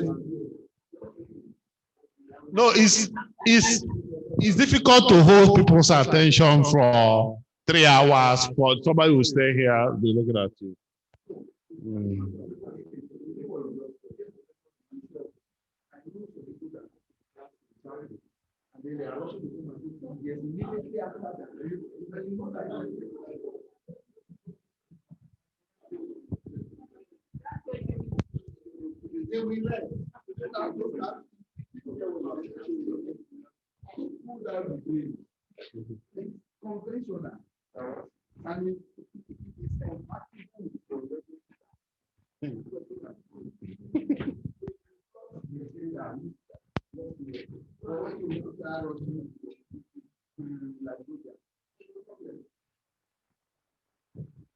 Okay.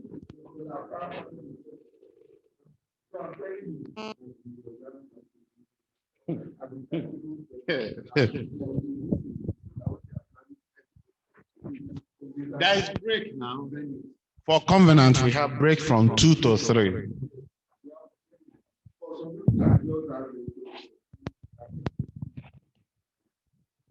Okay. Let me look at our time. Okay, let's start with the one sample t-test. When we are done with that, we can,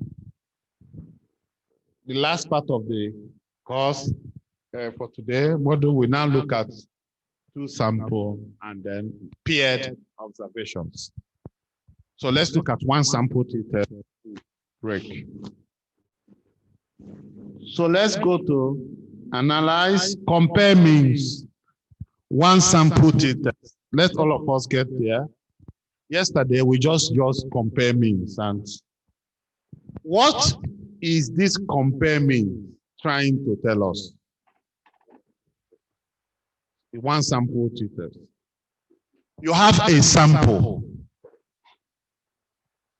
of observations. So, with a mean, like now, okay, for height. Now, what is the mean for the height? Well, I think we do that for the height, for the mean, for the weight, for the, okay, 5.9. Okay. We now want to test hypothesis for one sample, that same sample.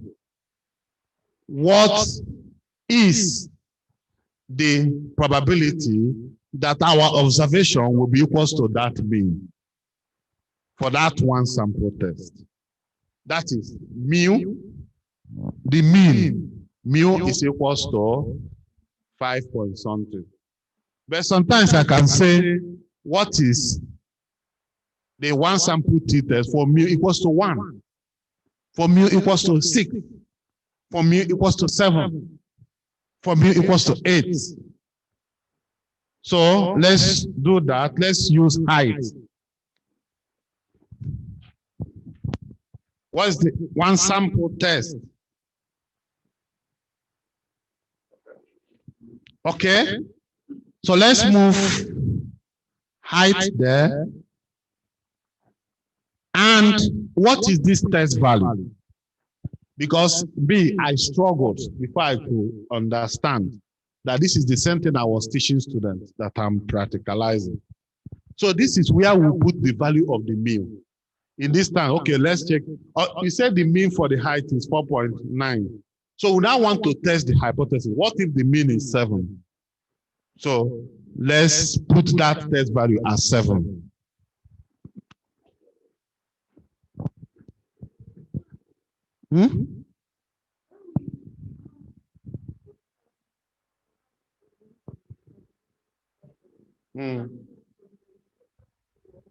Mm. Yes. Yes. So this is a very small but powerful statistical test. It's easier. Just no. Let me give you an example. If they say the average life expectancy for Nigeria is 59, okay, and then you now okay randomly maybe you go to a teaching hospital, they give you the data of people that have died for 1 year, and you compute it.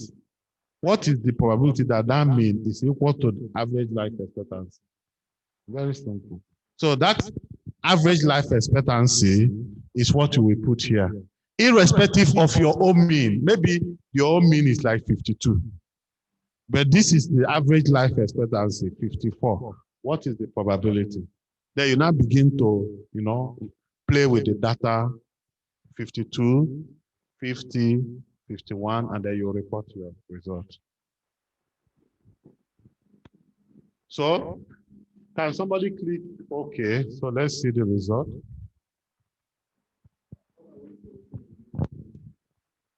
This is just one sample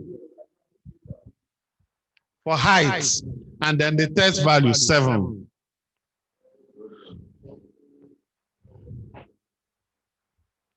So look at the mean there, 5.9. And you see, this is 2 tests, 0.00. Why is the t value negative?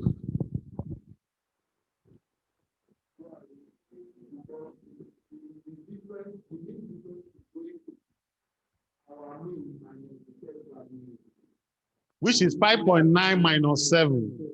That's why it's negative. Please, like for example, I've done a lot of analysis that involve, I want to check for gender, male and female, and I find out that the t value is negative.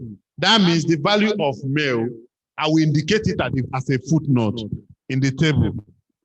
Negative t value means that the mean of male is less than the means of female. If you don't do that, the paper is rejected, because they will ask you why was the t value negative? You understand what I mean? So everything has to, because they are reading what you wrote. You are not there to provide excuses. Eh?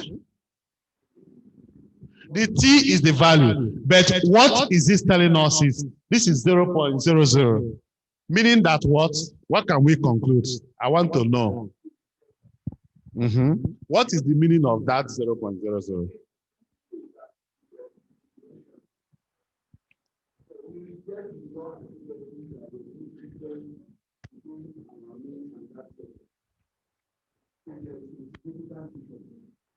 Between our mean. Okay, that's good. Let's check 5.6. Let's check what if the test value is 6. 6 is close to. So let's check it. I want to point out something here. That's why I like this. This is like a class for me. So that's how me and our students will learn. So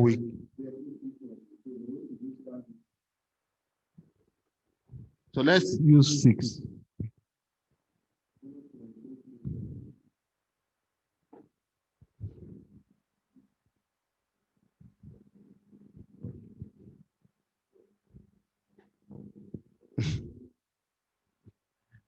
The p-value have changed. You see, this is funny because that 6 is close to 5.9. That's why there is no difference between 5.9 and 6. Very simple. There is no difference between 5.9 and 6. That's why you return it that p-value there is not significant. But the other one, 7, is far from 5.9. Have you understand what I mean? No. Look at this. This is 0.327, meaning that there is no difference. Meaning Me, I don't look at the T. My own is that P.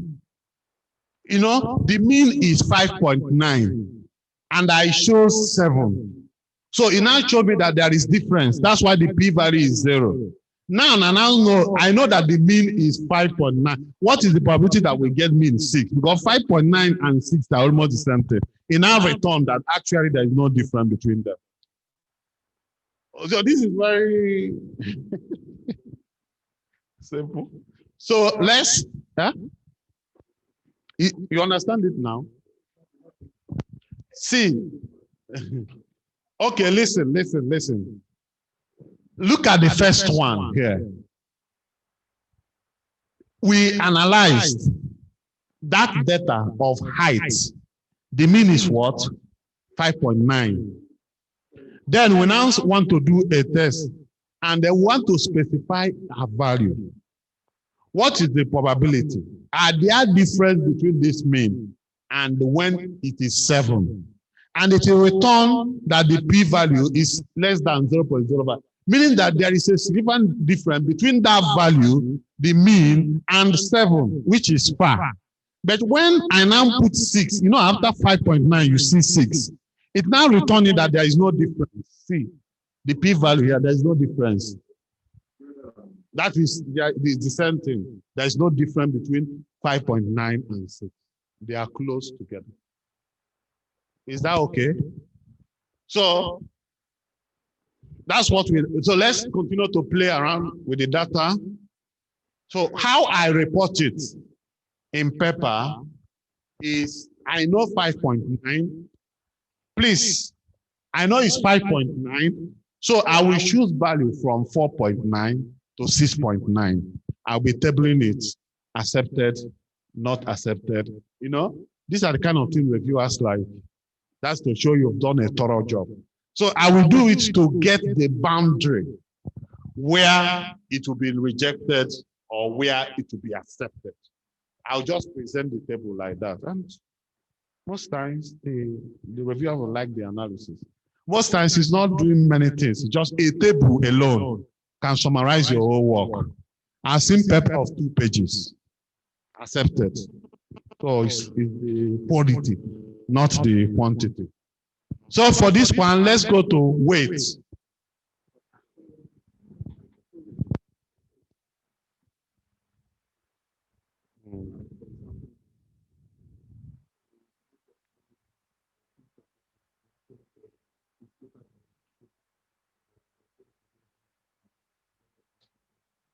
Then I don't, you know, I'm not aware of that. What me am aware is what the value gave me. I interpret it as the way. It's, okay, since it's 15, this is minus 15. And then, okay, you know, that one, I understand what you mean. You know, when you are teaching students, they don't calculate p-value. You know, I've mentioned it before. That one can hold for classroom, you know, computation. They don't compute p-values. With that one, they can, that means in that one, I'll go to the table and say T calculated from the table is less than the T tabulated from the table.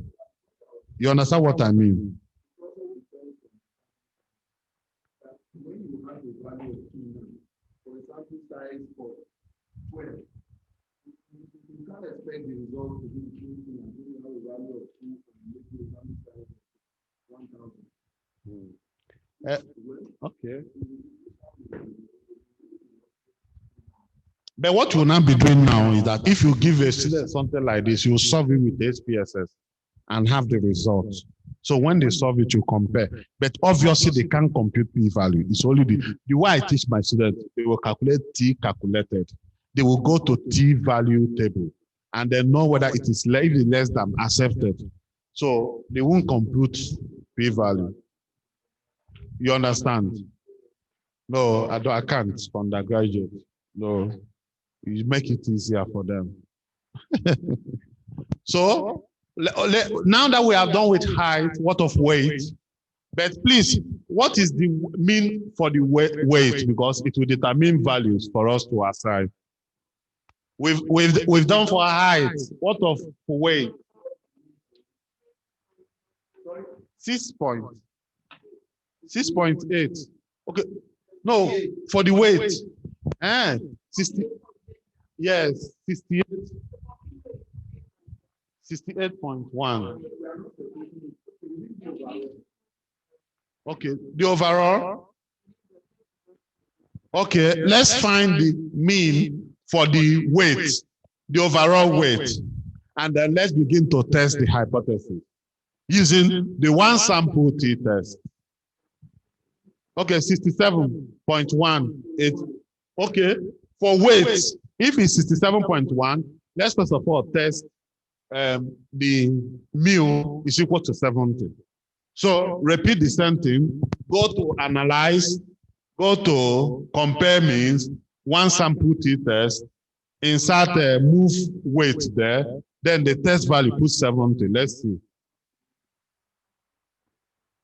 That means it's the same thing. There is no more difference between 67 and 70. So we play around with the data.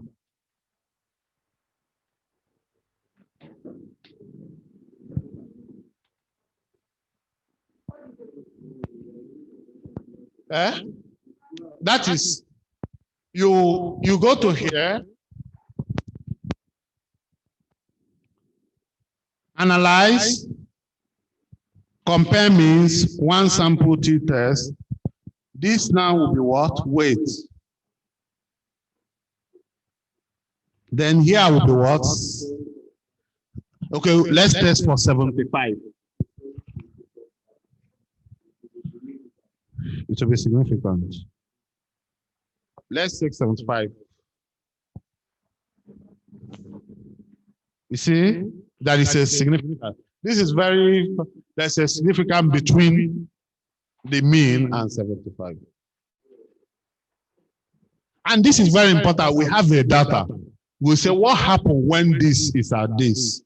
What happened when this is at this? What happened? It's part of sensitivity analysis. What happened to our data when something happened? What happened when this is this? What happened when this is this?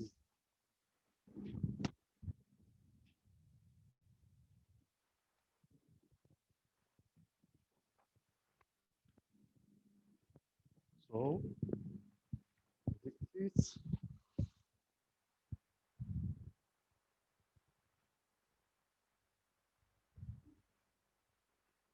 independent. So we have two more things to do today. And tomorrow we look at Hanover and the rest.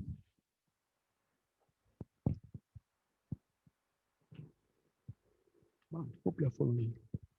Okay.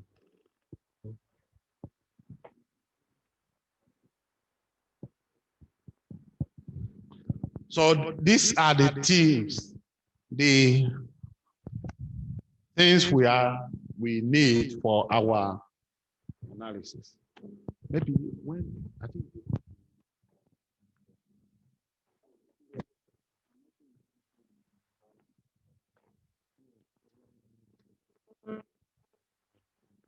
I would suggest it to them. Time study survival analysis.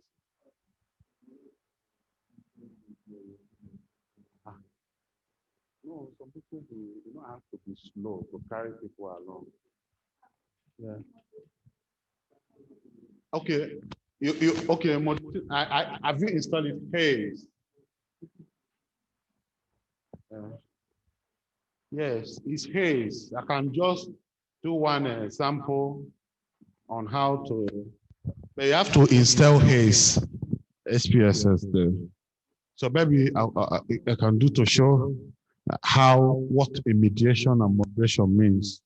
Okay, how when one variable depends on the other and the rest.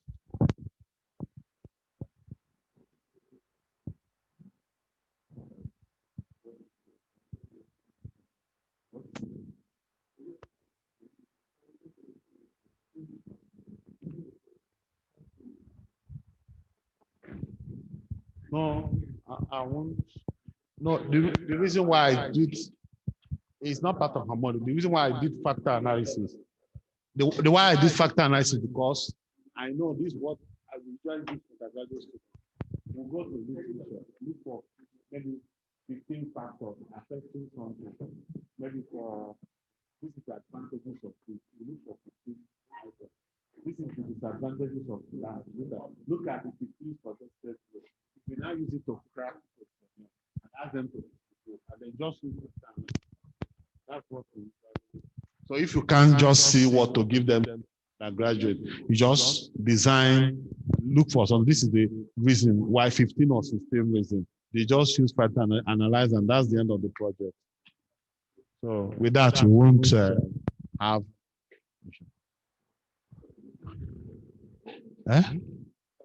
Yes. No. We can't. It's advanced. We look at seasonality.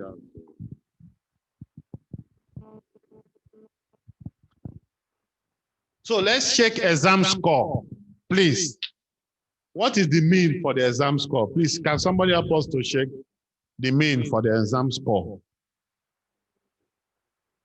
What is the mean for the exam score? Can somebody quickly go to descriptive and show us the mean for the exam score?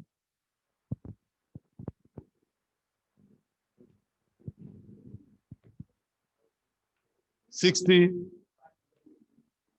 Okay, 65.7.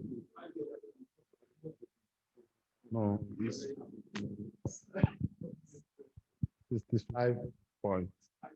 Okay, 65.57.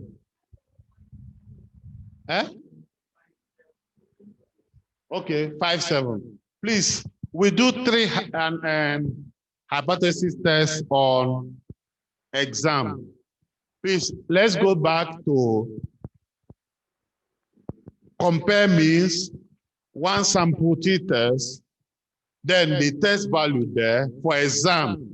You now put exam as the variable, exam score, and then let's check for 50. What is the probability of 50? Let's check whether it is significant or not. Yeah? No, it's not part of what the...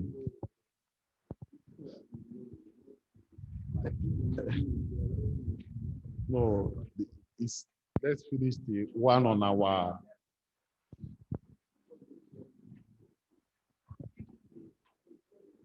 $50 for exam score. We want to check, you know, the mean for the exam score is 57 point something. We want to check hypothesis if the mean is 50. Okay, significant. 57. Okay. Okay, let's check 51. Okay, what we do, we check from 50 to 56.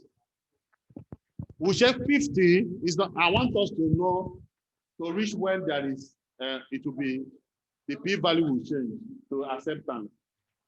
You know, for 50 now, we reject. Let's check 51.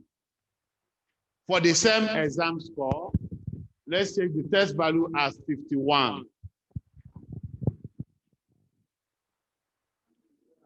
As on the dot. Yes, that means yes. Okay, let's take from the top. You know, we started from the binet. The mean is 57. So let's check 60. So that's how I represent it in paper article. I will start, you know, in certain values until I get to where it is no longer significant. Okay. So that means 57 and 60 are the same. That's what it means. It's not significant.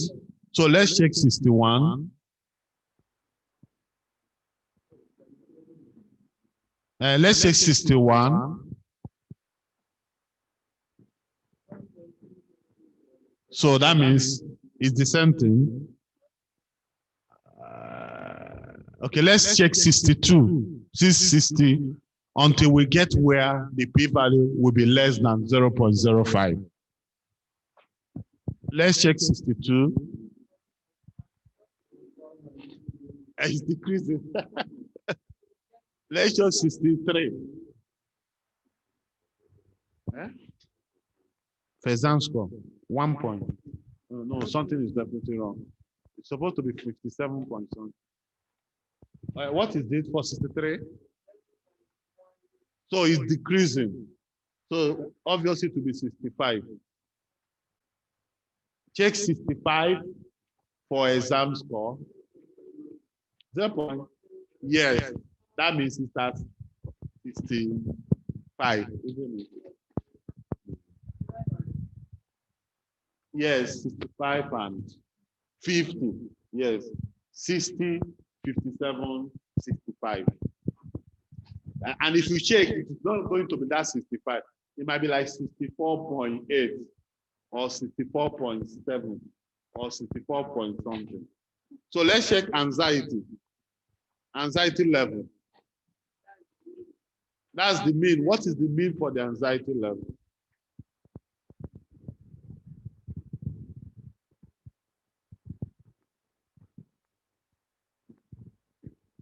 Have you gotten the data? Okay. What we are doing is one sample T test. Go here, analyze. Compare means one sample.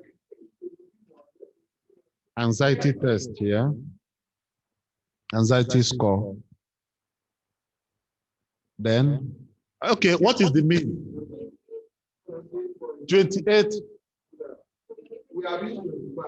Okay. First of all, let's start with 25. Just keep it. Let's check 25 to know if it is significant. Yeah?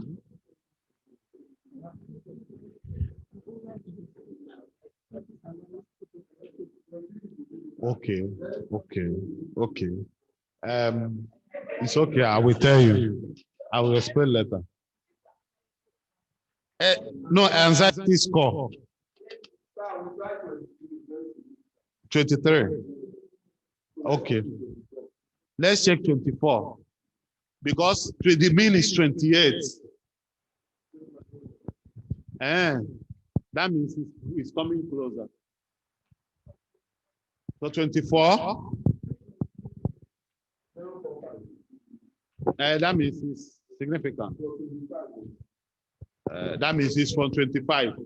So let's start 30. Yes, let's check 31 for the upper.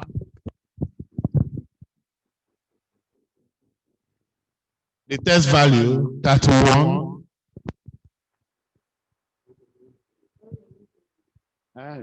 So what can we do now? Okay, let's check 32. Let's check 32.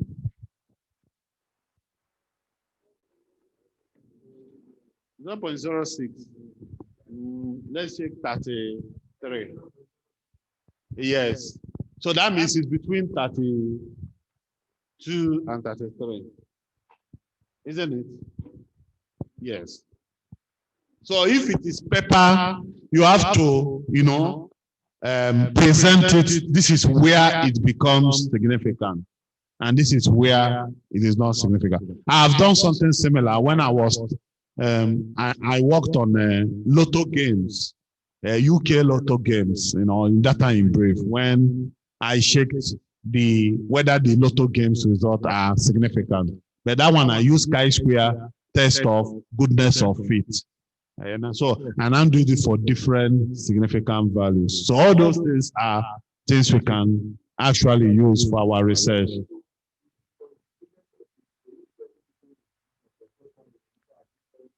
Different p-values.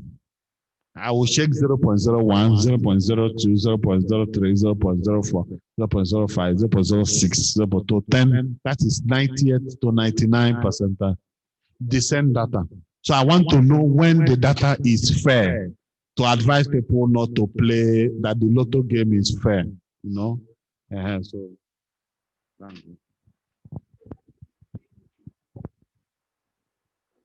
Yes.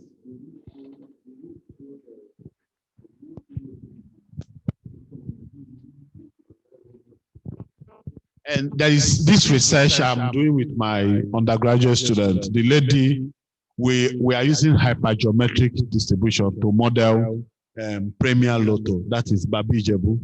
So we now find out that the people there, and because my colleague will say, nobody will like this kind of analysis. If you look at it, the probability of winning, the probability of winning is very small. There is one that we saw, most of them 1.5%, 1.2%.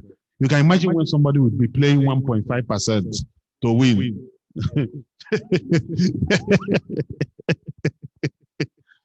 You want to win a game and the probability of winning is 1.5%. It's as good as failure now. But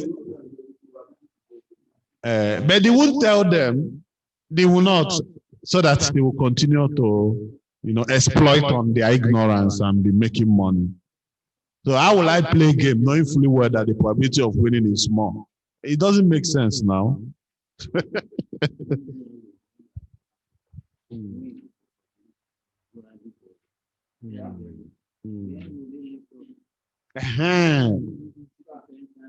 Winning. And they're out of business.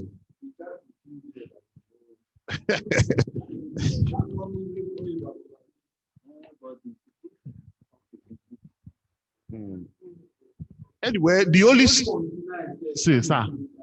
solace I can take there is that, let me tell you, there was a day I analyzed that to somebody and they were shocked at my, though it's funny, but it's easy. It was, I think it helped somebody to change her attitude. I said, when you are advising young girls to abstain from premarital relationship, sex and relationship, and I told them that the probability of getting pregnant is 1/100, for instance. And I'll tell them, for instance, I just say 1/100, and I told them that probability can be the first attempt. They were shocked. I said, that is 1/100 does not mean that he has to count 1 to 99. That it might be the first time, the second. That is the probability. And somebody was shocked. He said, yeah, so it doesn't, I said, that's it. If they say probability is 1/100, that's why when you are applying to American visa lottery, if you apply twice, you'll be disqualified. They want to give everybody the same chance. So the more people are applying, the lesser the probability of winning. Because if 1 million people apply, the probability of winning is 1/1 million people. So, but if it's who wants to be a millionaire, they will advise you to apply more, because if it's 1 million and you apply one, I have just 1/1 million chance. But you that apply 2 have more probability, because your own is 2/1 million. So you apply 3/1 million. So my own is still smaller. So that's why you advise you to continue to apply. If you apply 10 times, you have more odds than me. So that's what I expect to know about that lotto. When we look at the result and see that most of them, the probability will be 0.38% of winning. And I told her, wait, that probability can be the first attempt. It can be the second attempt. So all those things are locked, but they apply on their, they use their brain. Let me use it that way. They will tell you 14 must come out, 14 must come out, 14 must come out. It's a lie. All those things are random. They will tell you, don't play 14 in the morning, play in the end. All these things are lie. All those things are lie. All the thing is random, completely random. That's why if you watch in football, when they are drawing, they have to make it to be random to avoid fairness. If it's not random, it's no longer fair. It is biased. Okay. So, hi. Yeah, I don't understand that one. So if I want to play, I will call you, pray for me. I will win. Now, wow.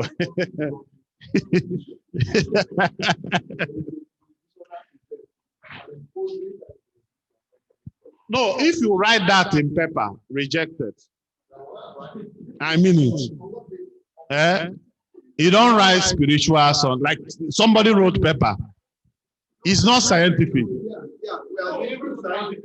We are doing with scientific because I remember.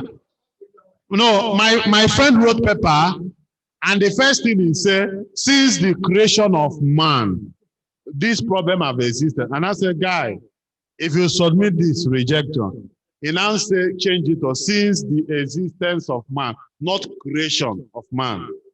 That's true. They will just reject the paper. That's it. If you put by the God willing, this thing will rejected.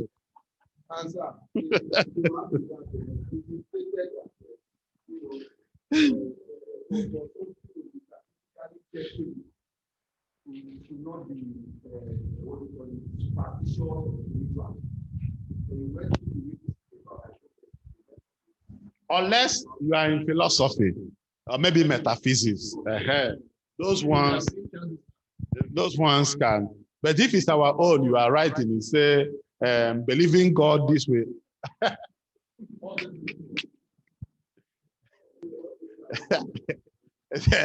Believing God, if you differentiate Y over S, equals to 4, you will, by faith, you will arrive to 3. The reviewer will look at it and say, this bad, you have never started.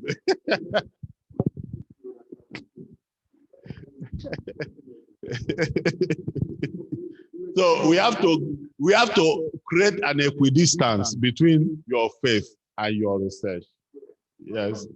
And then you have to create an equidistance between your research and your research. If not, and it's the one that inspires you, but it should not come feature on your script.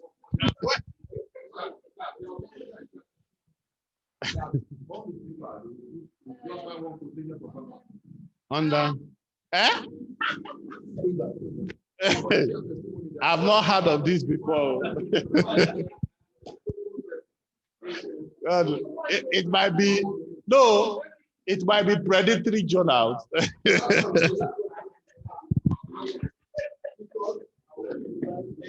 It might be predatory journals, like that one you will send. I send paper.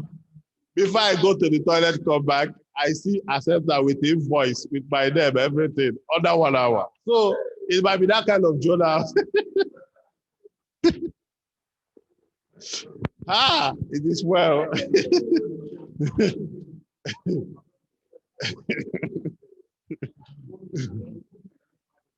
Okay. I remember.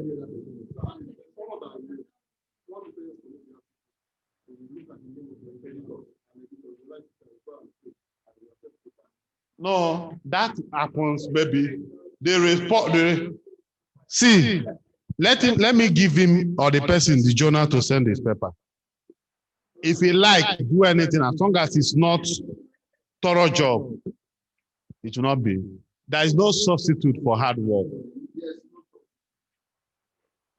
See, I was saying yesterday, listen, and I was saying yesterday, say that I don't think there's anybody here that have the number of rejections I have for paper. Nobody. Because you can't be as patient as a man. Sometimes I will have 8 rejections the same week. But I have to dust myself and continue. Yes. Or are you not saying that I'm not praying or I'm not fasting? I'm praying. I'm fasting. They are still rejected. I still go ahead, work on it, and then continue. Please, don't use. Please.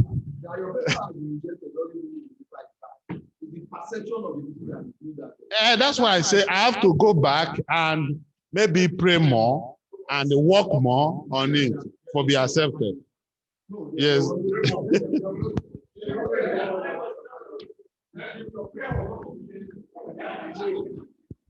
If you like, let your prayer be sufficient and the work is not okay. It won't work unless it is predatory journals.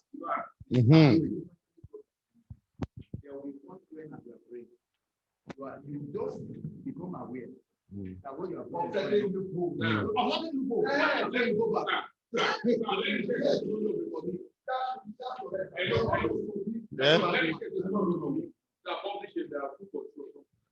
Yes. I think it was on evangelism that thing came to our mind. Yes, and then she prayed about it. What God? The paper that was rejected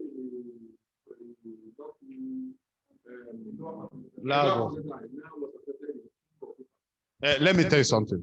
What God does is what He did for Jacob. He inspires us, but you must write it. He inspires you, right? If you like, pray from morning till night without writing, it will work.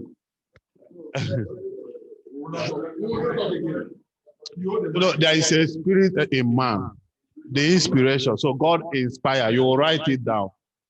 So as He's inspiring you, you are writing it down. And then you work on it. It's like a vision. You run with it. You work on it. And then you pray.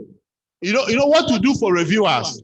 What you do for reviewers, what I did for reviewers, I don't pray for my paper to be accepted. I pray for favor. That's it.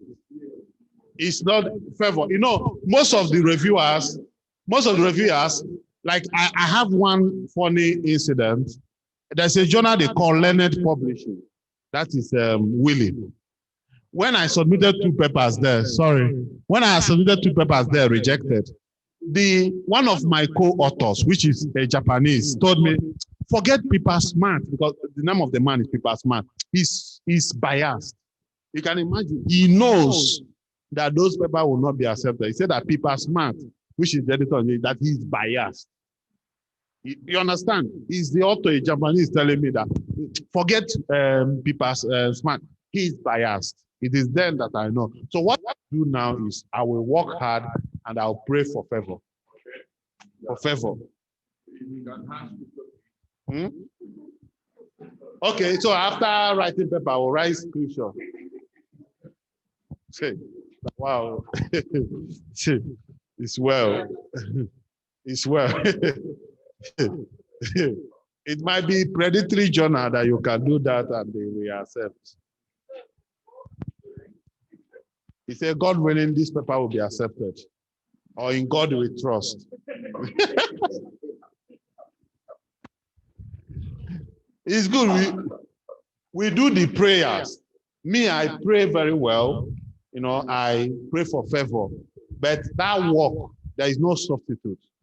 You must read, you must work hard, and then pray God for favor. But if you didn't and you start writing, like, I remember what happened in my university days. Somebody repeated, maybe, can I say it's God favor?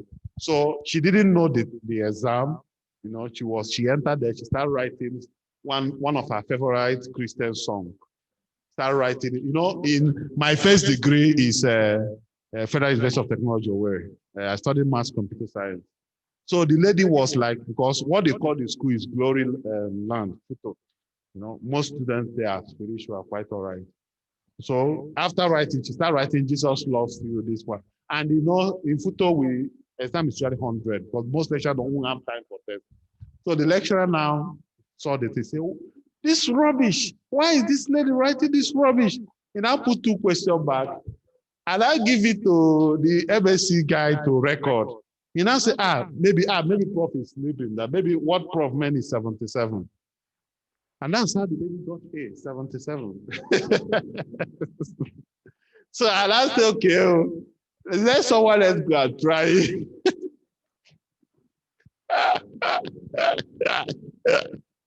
Let someone else go and try it and see what you. If it is me, I won't put question mark. It's 0. I told the student, if it is me, I will put 2 question mark. I'll put 0. I'll put 2 eyes in the 0. I'll put nose. I'll put mouth. I'll put ear. I know. Somebody and the presence of revelation.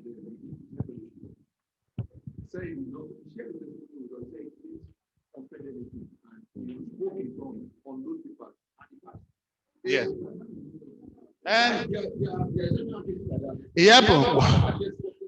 He said during their own, the lecturer had the issue, they asked to go. Like I know one that finished at Ife. So the exam was too tough that some people will look at the script and submit. So there, he now, you know his stuff, he continue to write. So those that submitted, when after the exam, the school rejected the result. Said this man, go back and do something. So those that wrote anything pass. Those that just submitted fail.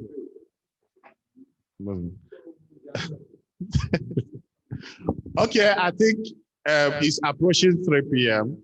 We are going for a break, and when we come back, we finish the last thing we have for today. Thank you so much.